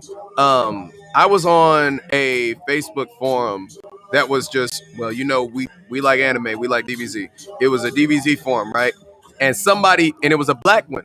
And there was somebody on there who had posted, hey, how about everybody on here post something that you feel like you got bragging rights for? Like something that you feel confident to talk about. Like what's a win that you've had, right? Some people saying, hey, I just got a new job. Hey, I just graduated. Hey, I got this. There was somebody on there. There happened to be somebody on there. Shout out to Kira Dominique, because I'm actually about to talk about you. There was somebody on there who said that she ran one of the first Black, I'm about to say this wrong, equine therapy, like horse therapy centers in Indiana. And it's in Bloomington. So I'm sitting there like, hold up, you're from Indiana? What part of Indiana? She said Bloomington. I'm like, oh, you only 2 hours away from me. And, and from that, we actually ended up connecting, me and like, oh, okay, that's interesting, blah, blah, blah. You know what I'm saying? And basically that's the importance that we're talking about. The concept that whenever we do build each other up, we have an availability to form connections. You can't have that if you always complaining or being mad about something or having an issue with this person, having an issue with that person, and not understanding that at the end of the day, we're all Black and we all in the same boat, whether we like it or not. So we may as well celebrate each other every now and again. Not saying we can't talk about issues, not saying we can't talk about problems, but we should celebrate each other occasionally so that way we can get back in perspective and be like, you know what, we doing all right, but we can do better. You know what I'm saying? And that's the only thing, that's our main goal in this. That's why we speak on things like this. You know what I'm saying? We want us as a people to do better than what we are seeing. You know what I'm saying? We want us to be better than what we are witnessing. And it's only by discussing these topics and trying to get the ideas of other members of the community Talk your that shit. we can actually reach some sort of expedited solution to that. And with that, for everybody else who isn't of the Black diaspora, what can you gain from this? You might ask. You can gain greater understanding of a culture that you might not feel you got completely understood. You'll at least know more than you did yesterday. But not only that, understand that sometimes indirectly by looking at somebody else's situation, you can gain greater understanding of your own. You might see some of these same elements play out in your within your respective race, ethnicity, or culture, or even your household. And that's okay. We want people to have these discussions because I'm going to tell you something. A lot of issues that we deal with in reality right now aren't always centered around race. Some things are simply a matter of good versus evil. And it's very important that if you're lucky enough and you work hard towards it, that you get your discernment to a decent enough level that you can cut through that. Because we got an expression in Black culture, in the Black diaspora. I don't know in other cultures what y'all say or if y'all say this, but all skin folk ain't kinfolk. That's something many of us grew up understanding. That was a reality many of us had to accept where we were young because of the different societal pressures and stuff that we deal with that tell us otherwise. And if you already know that, well, guess what? You're one step ahead. If you don't, you just learn something. But even with that being said, sometimes you got to look at situations, whether they are matters of good versus evil.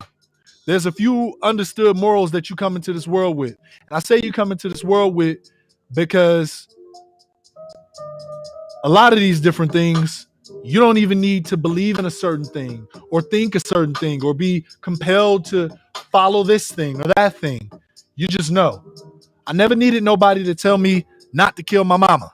Right. Right? So with some of these things, you just have to kind of take a complete neutral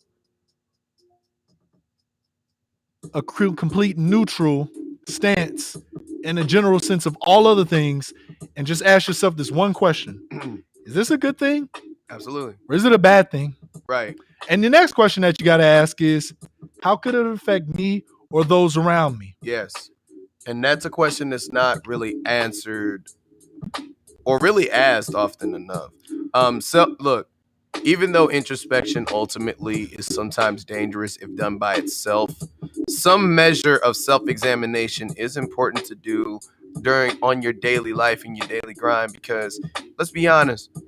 You already know, twin. Sorry, sir. Look, y'all need to chill. Straight up. Y'all need to chill because it's Leo season. Oh, yeah. You will have your time when it's cold. Dang it. Anyway, but that sometimes you do have to actually sit down and consider the fact that, look, let's be honest. If we blurted out every first thought that we had all the time, every day, there would be a lot of us that would be destitute and in the streets. We wouldn't have no job. We wouldn't have no amenities. And you wouldn't make it through an interview. If we were all lucky enough to be famous, then we'd all be canceled. I don't know. What's up, Paris? What's up? You a little late to the game, but we still appreciate you missed some fire. We do appreciate you coming through, but you missed some fire. You better go back and watch this. Yeah, you got some scrolling to do, bro. But hey, because we talk tonight. We do appreciate you being here, though. We do appreciate. But yeah, thank you for dropping in. Absolutely. But yeah, bro. But like for real, like, so it's okay to do a bit of self-examination. Yep. It's okay to think before you speak. Check yourself before you wreck yourself. Exactly. It's okay to be like, you know what? It sounded like, look, because Lord knows we've all said this at least once. It sounded really good in my head, and then you said it, and then it wasn't. That's when we actually think before we speak. Ironic, LOL. I'm sick. Ironic what? I'm afraid. The Scorpio energy. I'm afraid to even. We in here tonight. I'm afraid to even know. Look, put the stinger down. Chill. Like I said, it's Leo season. Y'all will have your time. Me and my twin, we don't always agree. You will have your time. But that's twin, because when we come with what we come with. But yeah, like that's the thing, y'all. So, you know, DaBaby's the ignorance. Lil Nas X. Yeah, that's definitely. He pretty much trolling at this point because he already had the clout. We was rocking with the kid from Old Town Road. That's the interesting. Well, see, and that's the interesting thing about Clout. Clout is a lot like avarice and greed. There's never enough. You can never have enough clout. You can never have enough influence. You can never have enough all of this stuff. It's like, nah. Yeah. You said nah about all of us being famous. Okay, my fault. Canceled. My fault. The stinger came out on you, bro. I thought you was trying to come at the game. Oh my God. My fault, bro. My fault. Kiara, this is your fault. I don't know why you brought this up. But anyway, but seriously, in all seriousness, the thing is, clout is a disease. Clout is a condition that just needs to get moved up out of here, because to be real, clout doesn't really do anything for you. You know how many times, I don't know if you got approached with this as much as a lot of us rappers did, but how many times did you have a promoter come up to you and say, look, I can get you on stage, I can get you in front of this many people and everything, and they never said anything about money, but you know what they said? You gonna get a buzz. We gonna get your buzz up.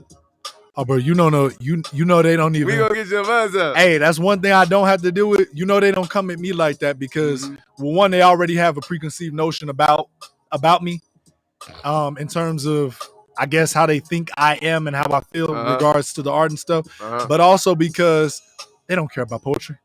Yeah, I know. They Look, don't respect the verbal arts. Yeah, but you know what? Guess what? Even though I can spar with them. Look. You dodged, even though I can spar with them. You dodged the bullet. You know why you dodged the bullet? I'm chilling. No, you ain't. But I'm chilling. Look.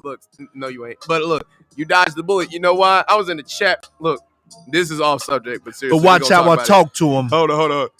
Don't get me We started. was in the chat thing on a Facebook group chat, right?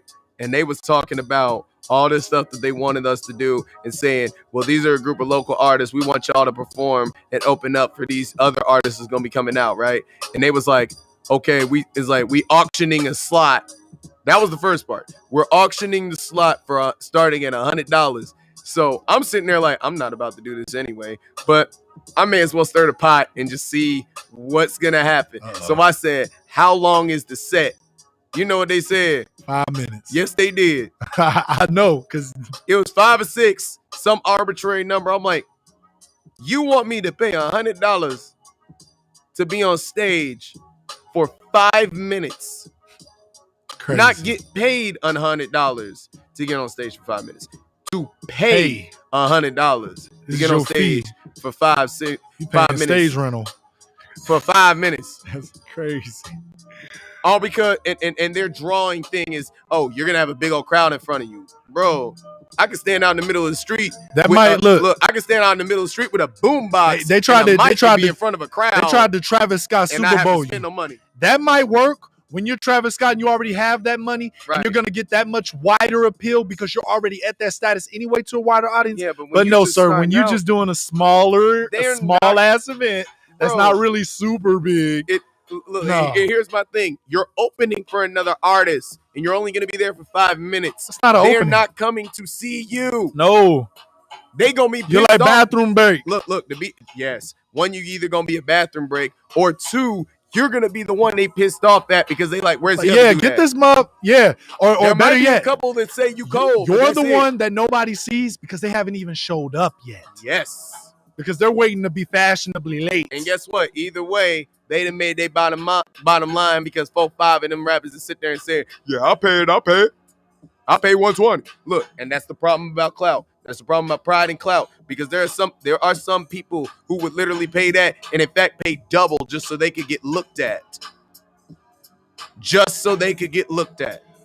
Trolling, as far as trolling is concerned in the grand scheme of all of this, the main thing you always have to remember with trolling is be willing to get what you give. Yeah. Be willing to, yeah. That's it. To the words right out my mouth, literally. Be willing to get what you give. And as far as being yourself goes, always be yourself. But if you're going to be problematic, be ready to deal with come with that as well. Mm-hmm. Be open to getting checked, because you will. For all the energy. Because eventually you're gonna come face to face with somebody that's being they self too. Yep. Okay. And they're gonna let you know about yourself. You ain't gotta be the fake facade. Yes. But don't try to fake the facade and then mask it as being yourself. Look, agreed 100%. Don't do that. Thank you, Paris. Paris Love says authenticity is everything. Because we can spot fake real too. Yes. A lot of people try that shit. Yeah. You can be facetious and sarcastic all you want to. That just makes I see through that. And to be honest, that just makes people way more hyper aware of when you are doing something that you know you ain't got no business doing. Remember, we never call real people real. We never really call real people real. No, until they're held in contempt. And look, and here's it's always the motherfucker calling they self real. When you self-appoint yourself, then we know. Right. Because you either people see it in you or not. Look, and the only way they see it in you is if you exude it, if you exemplify it. You are the example. Here's the thing, and something I would like to add to that, Paris. Authenticity is everything, and consistency will display authenticity. Yeah. Consistency is your advertisement. Because here's one thing that I was always taught. One, you never know who's watching you. Two, never brag on your... Look, my great-grandfather used to say this. Never brag on yourself. Let other people do it for you because they do a better job at it. Yes, facts. They do a better job at it. Think about it. Has there ever been a time where you tried to talk yourself up, and it doesn't necessarily have to be a interview or anything, but literally where you try to gas yourself up, right? You know, sometimes you get in the mirror and you trying to be like, yeah, bro, you got this, blah, blah, blah, blah. And like, you don't really feel that all the time. Nah, you don't really be rocking with it. Now, if somebody else pull up that either don't know you from a brick, or even if they cool with you or not, and they saying all these great things about you to somebody else, you sitting there looking like, I didn't even know. You describing attributes I didn't even know I had. Right. Because that's the thing. They'll bring up stuff that they see in you that you don't see in you. You only see an abbreviated picture of yourself when it comes to those sort of things. And it might, and when you do it yourself, you might be alluding to insecurities that you have. Yeah, or projecting. Right. Be careful. Yeah. Be careful not to show people your hand when it comes to that. Sure, I made a whole running joke out of calling myself King Ugly. To many people, I don't look ugly. Oh my God. They thought that meant I really felt that way. Make no mistake about it. Just using myself as an example. There was a point where people told me that about me. Mm-hmm. And what I did was I pulled a Miss Yellen, I took it, I flipped it and reversed it. To the point where it gave me confidence. So I wore that shit like a badge of honor. Right. Plus, I mean, from everybody else's perspectives that I was dealings, clearly I wasn't. So I say all of that to say, you know, sometimes when you're in those positions and people want to put something onto you like that, when they want to attach those labels and stuff onto you like that, take it, flip it, and reverse it. Look. And see how you make them feel. Kiki said the door. And this is just me being myself. Bro. But yeah, man, listen, y'all. We ain't gonna keep y'all too much longer. Nah. Cause we done really got at our point in our thoughts about it. We appreciate y'all for being here. Cause I will say this though. The truth of the matter is, when it comes to anything that you're insecure about, that you have issues about, because really a lot of these things are rooted in insecurities, self-aggrandization, you know, trying to build yourself up and puff yourself up to make you look good, right? Yep. When it comes to that, look, let's learn a lesson from these things that's happening. Image ain't everything. Nope. You sometimes need to just analyze what's going on in your head before you say something out your mouth that's gonna get you knocked off your pedestal, all right? Listen, if people don't accept you for who you are, it is what it is. You don't have to be an imposter. But at the same time, you also don't have to be so belligerent that they want to hate you anyway because you won't shut up. Okay? Here's my that's look my at thing. me, look at me. Right. Hey everybody, I'm right here. I'm here. Right. We don't need 20 people running around saying notice me senpai just because they want to feel accepted. If you can't feel accepted by yourself, how you expect somebody else to do it? You know what I'm saying? Right. So look, I can actually, I think I told you this story. There was a time where there was me and 3 other dudes, right? 2 of them were very image centered. I'm not going to say no names, but if you know, you know. We was walking around campus, actually the campus apartments, right? And these 2 girls who were twins that knew me because they had told me, they was telling me about different parties and stuff. And they were like, oh, well, we gonna tell you when the parties are and everything. They happened to see me and recognize me. And they was like, oh, hey, what's up? And I was like, oh, what's good? They was like, hey, did you go to that party the other day? Which I didn't because my friend's birthday was that day. My roommate's birthday was that day. I was like, no. It's like my roommate had a birthday, so we was just chilling. It's like, okay, we'll just let you know about the next one, though. It's like, okay. And they was like, oh, it was cool, but yeah, we'll let you know about the next one. I was like, all right, thanks. So the other 2 dudes who were lighter and taller than me, they're seeing this. They see that as their opportunity to be like, oh, hey, what's up? What y'all doing later? Both of them said, like stereo, we have boyfriends. Bro, you could literally feel the testosterone move. You could feel it shift. From that point on, it went downhill because they got mad and they was like, hold up, why are they talking to you, but they won't talk to us? They didn't even notice the fact that I never tried to flirt with them. They never tried to flirt with me. All they was telling me was when a party was going to be. They tried to take it the extra way and think that they could flirt and got shot down because they said they have boyfriends. So guess what? If they have boyfriends, that means that it's a shutdown for me too, even though I didn't even try. Excuse me. But because they didn't notice the context and instead looked at what was in front of them, dang it, I ran out of water. They got mad, right? So guess what happened? They start getting into a debate, and they're like, why is this happening? Why is this happening? So the other dude comes up with the bright idea of like, you know what? I got a way we can fix this. We're going to go around campus, and every time we run into a woman, we're going to ask them who they think is the cutest amongst all of us. Oh, my God. And, bro, that was my exact reaction. I'm like, this is not about to go well. Do you not realize we literally walked around for almost a mile talking to different women? And look, in most cases, one of them won.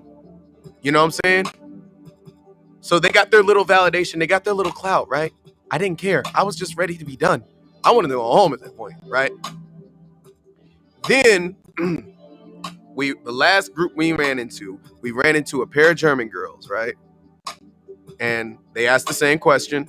Dude was like, look, miss, ma'am, look, this is gonna be a weird question, but we're trying to solve a debate. And I'm looking like, I'm sorry in advance. Look, and he said, okay, amongst all of us, who do you think is the most attractive, right? So, what's up, Melody? I hope you're feeling better. Your mama told me that you had the vid, bro. Your mama told me you had the vid, so I hope you're feeling better. Wishing you a speedy recovery. Absolutely. Look, cause you know your mama be telling everybody. Anyway, they said, so he goes, it's like, which one of us do you think is the most attractive? They both point at me and say, we like his hair, so we pick him. Do you realize what happened? You already know what happened afterwards. Oh, they went nuclear. Yes. They freaked out. Look, after all those ones where I never even got looked at, the one time that they said, we pick him, they freaked out. And the funniest thing was, one of them goes, well, wait, they got, like, it was desperate. They was like, well, wait, they said they like his hair. They ain't say they like him. So we still good. I kid you not, I cannot make this up. This happened. No, I this believe happened. it. And you know, look. And the funniest thing is, one of them, because I had told them this in confidence, because at the time, my self-esteem wasn't what it was supposed to be. I was 18, young, not really feeling myself. And they told, and one of them literally repeated something, rebuffed something I said to gaslight me, and said, you said yourself that you're not the type of dude that women go for. And I'm like, so look, and these are people that were supposed to be my friends at this time. You know what I'm saying? And even the other dude who I didn't even like, really, because he was a trip. That was another story. He even said it out his own mouth because he was the oldest one of all of us. He's like, yo, that's supposed to be your homie, right? Yeah. Yes, insecurities on 500. Look. Hey, it's like, these supposed to be your homie. This supposed to be your homie, right? You should be happy when he's getting attention. You should be happy when someone's gassing him up because that's your boy. It's like, what's wrong with y'all? Look, Kiki said Leo energy. When you know, you know. I don't even know where you trying to go at that, but it better be something nice because it is Leo season. We do not tolerate slander during Leo season. This is what I want to say. But yeah, insecurities on 500, bro. It happens. In closing, I want to say this because I think it's important, and your story inspired me to say this in the way that I'm going to say it. Okay. You don't have to be a clout chaser. You don't have to be a troll. You don't have to be an imposter at all. Being yourself costs you nothing. And what you may realize is that when you do choose to be yourself, it might be different than everybody else around you. Right. And that alone might make people more visible to you naturally because you're different. Right. And that's look, that's real. Like the truth of the matter is, hold on, I'm trying to do two things at once. Like that's all, man. You look, if you want to be noticed, be yourself. I promise you will stick out automatically just by being yourself. Because we live in a day and age where many people don't. It's customary for many of us to follow things. It's a part of our social. Your twin said, "Oh, Snaps, it is inspired." It's part of the social. Yeah, we got your auntie in the mix now. of our culture. of society. Right. In that, you know, we self-select into different groups and stuff based off the things we like, we care about, we hate, etc. In a land full of sheep, be a goat. For real. And not just a goat, be the goat. Yes, Melody. Sadly, their perspective is their reality. Too bad their reality is wrapped up in looks. Now, which look, makes it idealistic and not reality. Look, and granted, this was a situation that happened when I was 18. So yes, a lot of us were way more image-centered at that time. But at the same time, that's indicative of an issue. You know what I mean? That's indicative of an issue of validation. That's why we even had, shameless plug, we had a podcast about validation. And it's because... Call back. Go check that out, y'all. It's in audio form only. Because people are so tied up in just needing to be validated. And yes, it is true. We as men and women do need validation. But you don't need validation to the level that your personal currency diminishes the moment that somebody doesn't say you cute. Get what I'm saying? Get what I'm saying? Or that they don't like you. Look, that's a sign that you don't even like yourself. Yes, there are days where I wake up in the morning and I look in the mirror and I'm like, oh my God, what happened? Yeah, because there was a few days like that when I was sick. I was like, ooh. When we look at the greater scheme of what these different types of behaviors and stuff from these different people express, right? What it really just comes down to is a lack of self-worth. Absolutely. If you can't, once again, that's why I always want to remind people as many times as I can, especially within the Black community. I saw a study the other day. It might have been from Reuters or somewhere. Right. Where I read that 63% of Black people view mental illness as basically something that isn't important and something that white people spend their money on. Yeah. I read that the other day. I'll try to find that article that I read it in. You can probably Google it and find it. But I say that to say this, y'all. Bro. In a world where people suffer from different forms of mental illness, including you know, borderline personality disorder, anxiety, imposter syndrome, yes, bipolar, and so many other things. Oh, yeah. Right? It's important that you invest in you. Yes. And if you can't self-regulate and self-check you, get some help, get some therapy. It's not as expensive as you think it is. And I say think because the only way you think it's expensive is if you haven't really done any research. I'm sorry. Look, that and beyond that, especially if you go to college, they have resources like that are usually available. Plenty. There's plenty of online resources, especially in this pandemic right now, that are cheap. And I know you've seen advertisements for. Yes. They exist. And one of the biggest things about that is, even if you're not willing to go the route of therapy, here's my thing. If you don't feel like you can hold yourself accountable, have one friend, have one that will unbiasedly hold you accountable for your actions and the way you carry yourself. Yeah. Have somebody that you can bounce ideas off of that will help you to perspectivize things. Because look, we all need friends like that. Look, how many times have I came to you or some others and been like, hey, I need to know if I'm tripping about this particular thing. Yeah. Let me run this by you. Yeah. It's not because I feel some type of way about myself. It's not because I don't trust my own judgment, but because it's good to have somebody who you know is gonna tell you, hey yo, you wildin'.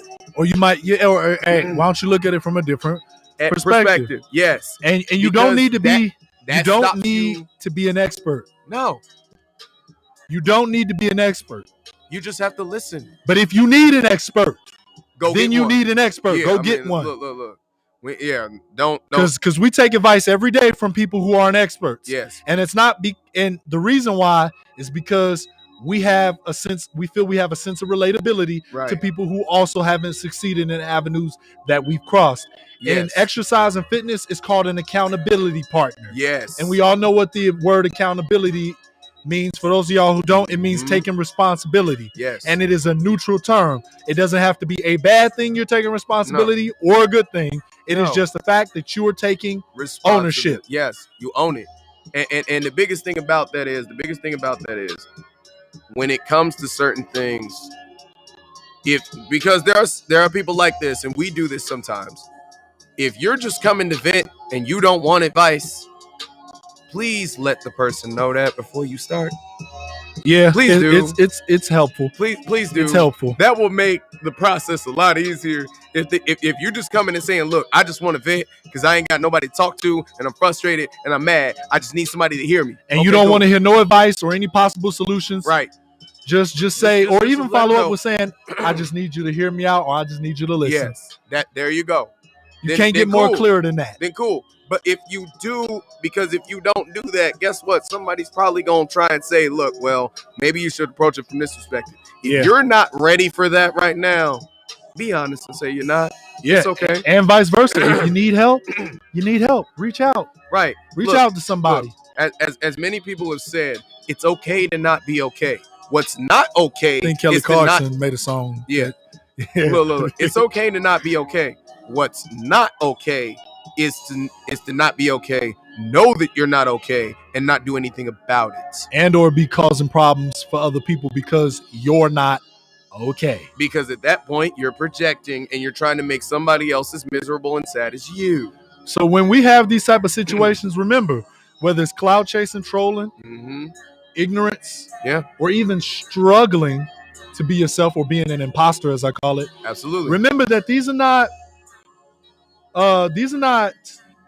pigeonholed to just people who are of the famous and celebrity variety. No, this happens to we everybody. Brought them up because they're worldwide at this point, examples of people that you can see this happen to. Right. Some of y'all got friends that act like what we're describing here. Some of y'all got friends who are clout chasers that are not even nowhere near famous. Some of y'all got friends who be trolling, whether they be in person or on the internet.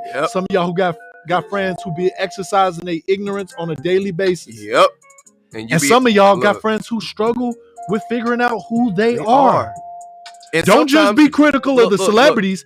Be critical of them too. And the truth of the matter is, all four of them can be in your same friend group. Yep. Or all four can be comprised of one person. Oh, yikes. You ain't never lied. Yikes. Look, one piece of advice, and we gonna go because we tripping. But one thing I'm gonna say, and it's kind of funny, but it's kind of true. Don't have more than 2 stupid friends in your group.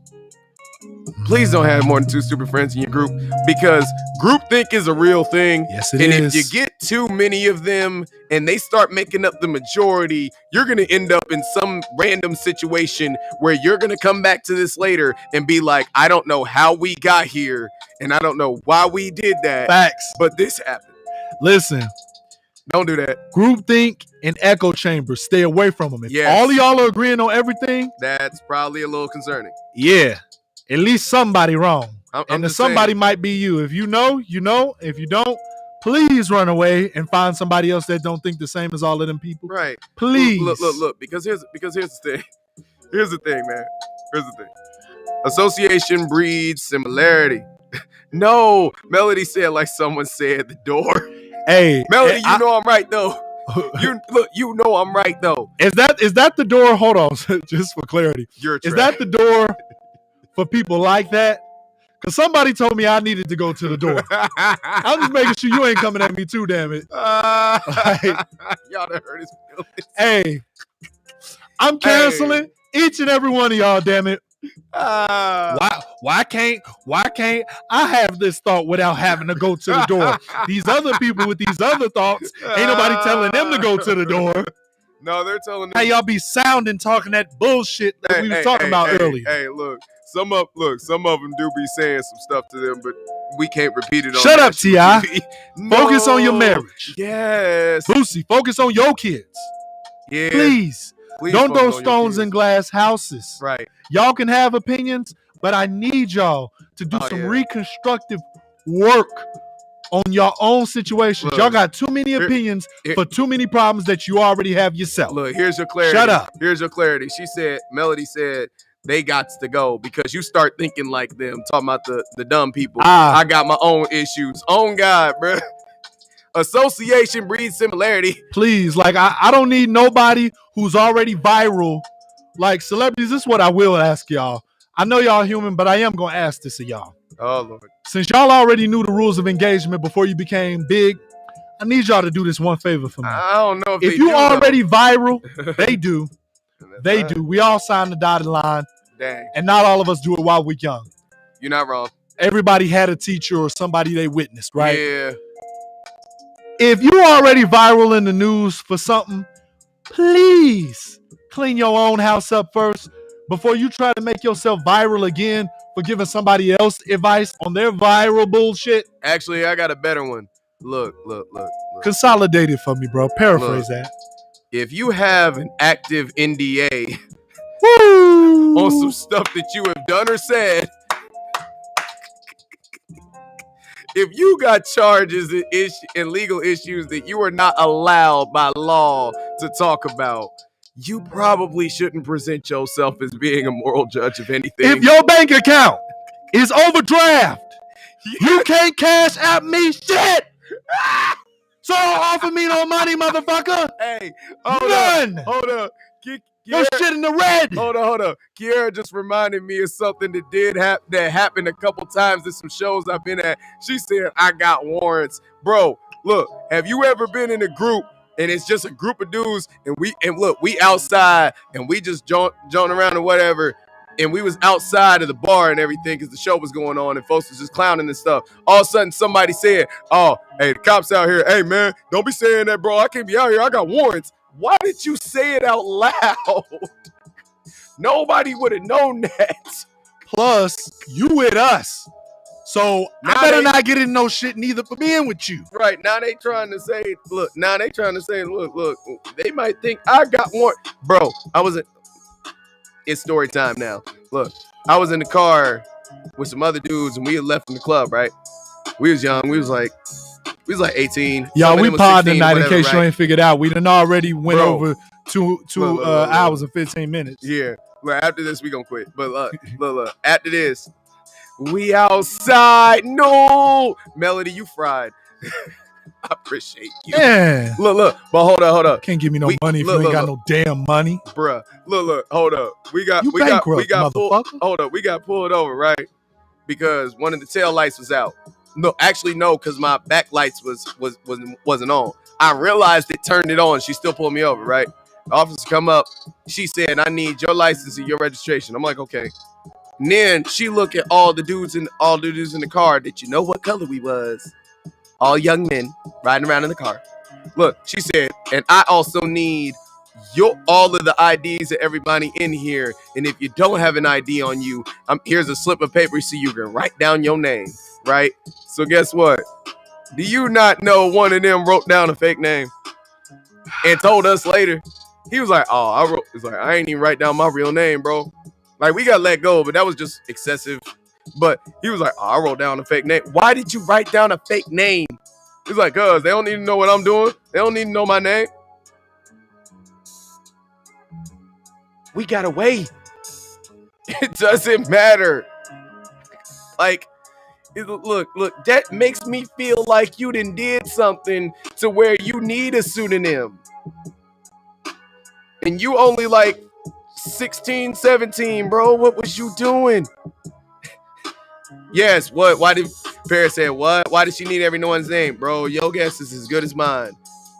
Especially for the fact that that the backlights was out.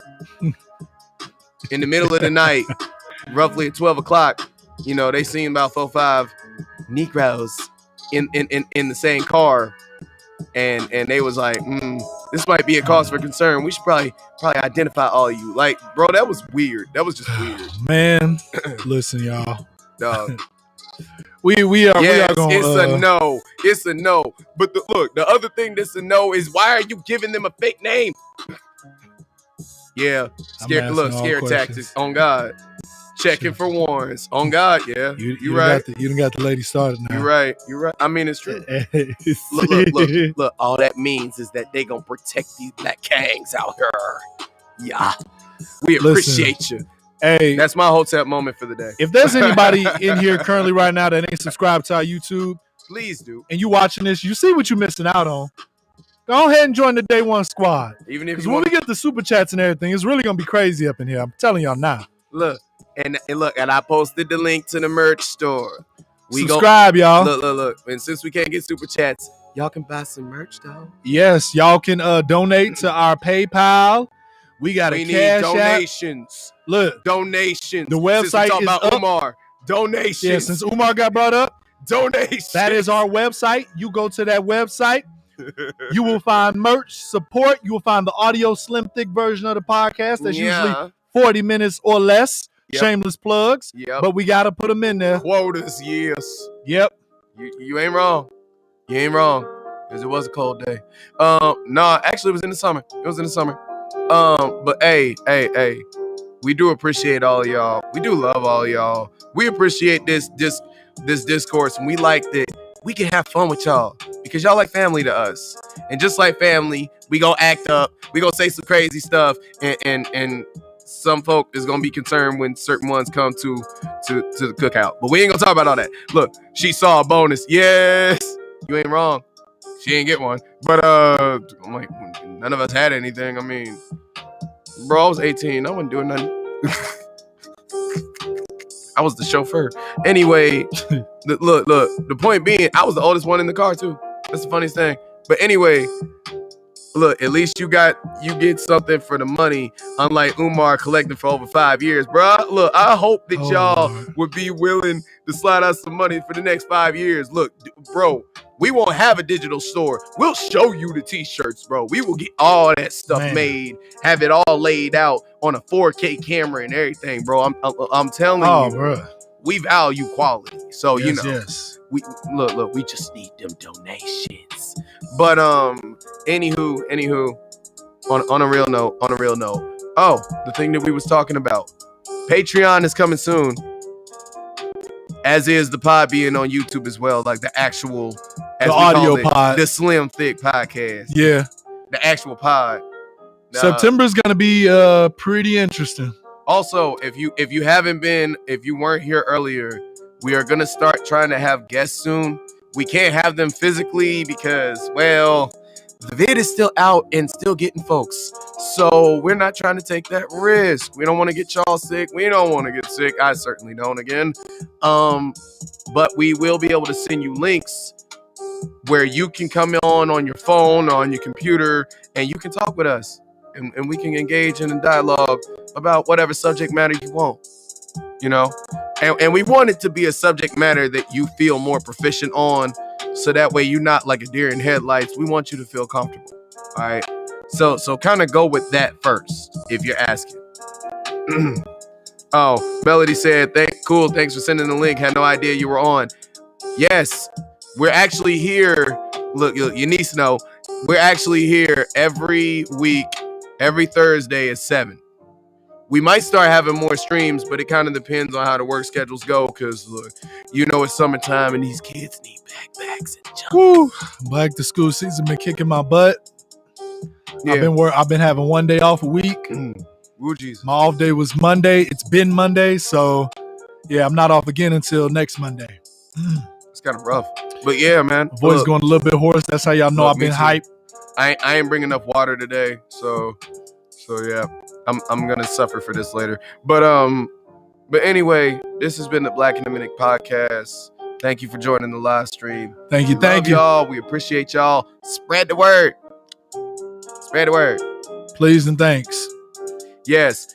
September, Kiara Rob 25 says, September, be prepared, folks. Save your money and stay prepped with food and water. Also, those of y'all that got kids that are starting school, best of luck and all prayers to y'all, because it might be a rough year for y'all with this vid and with everything else going on, and them not knowing whether they want to be digital or whether they want y'all to be physically there. So, look, we salute y'all, because that ain't no fun.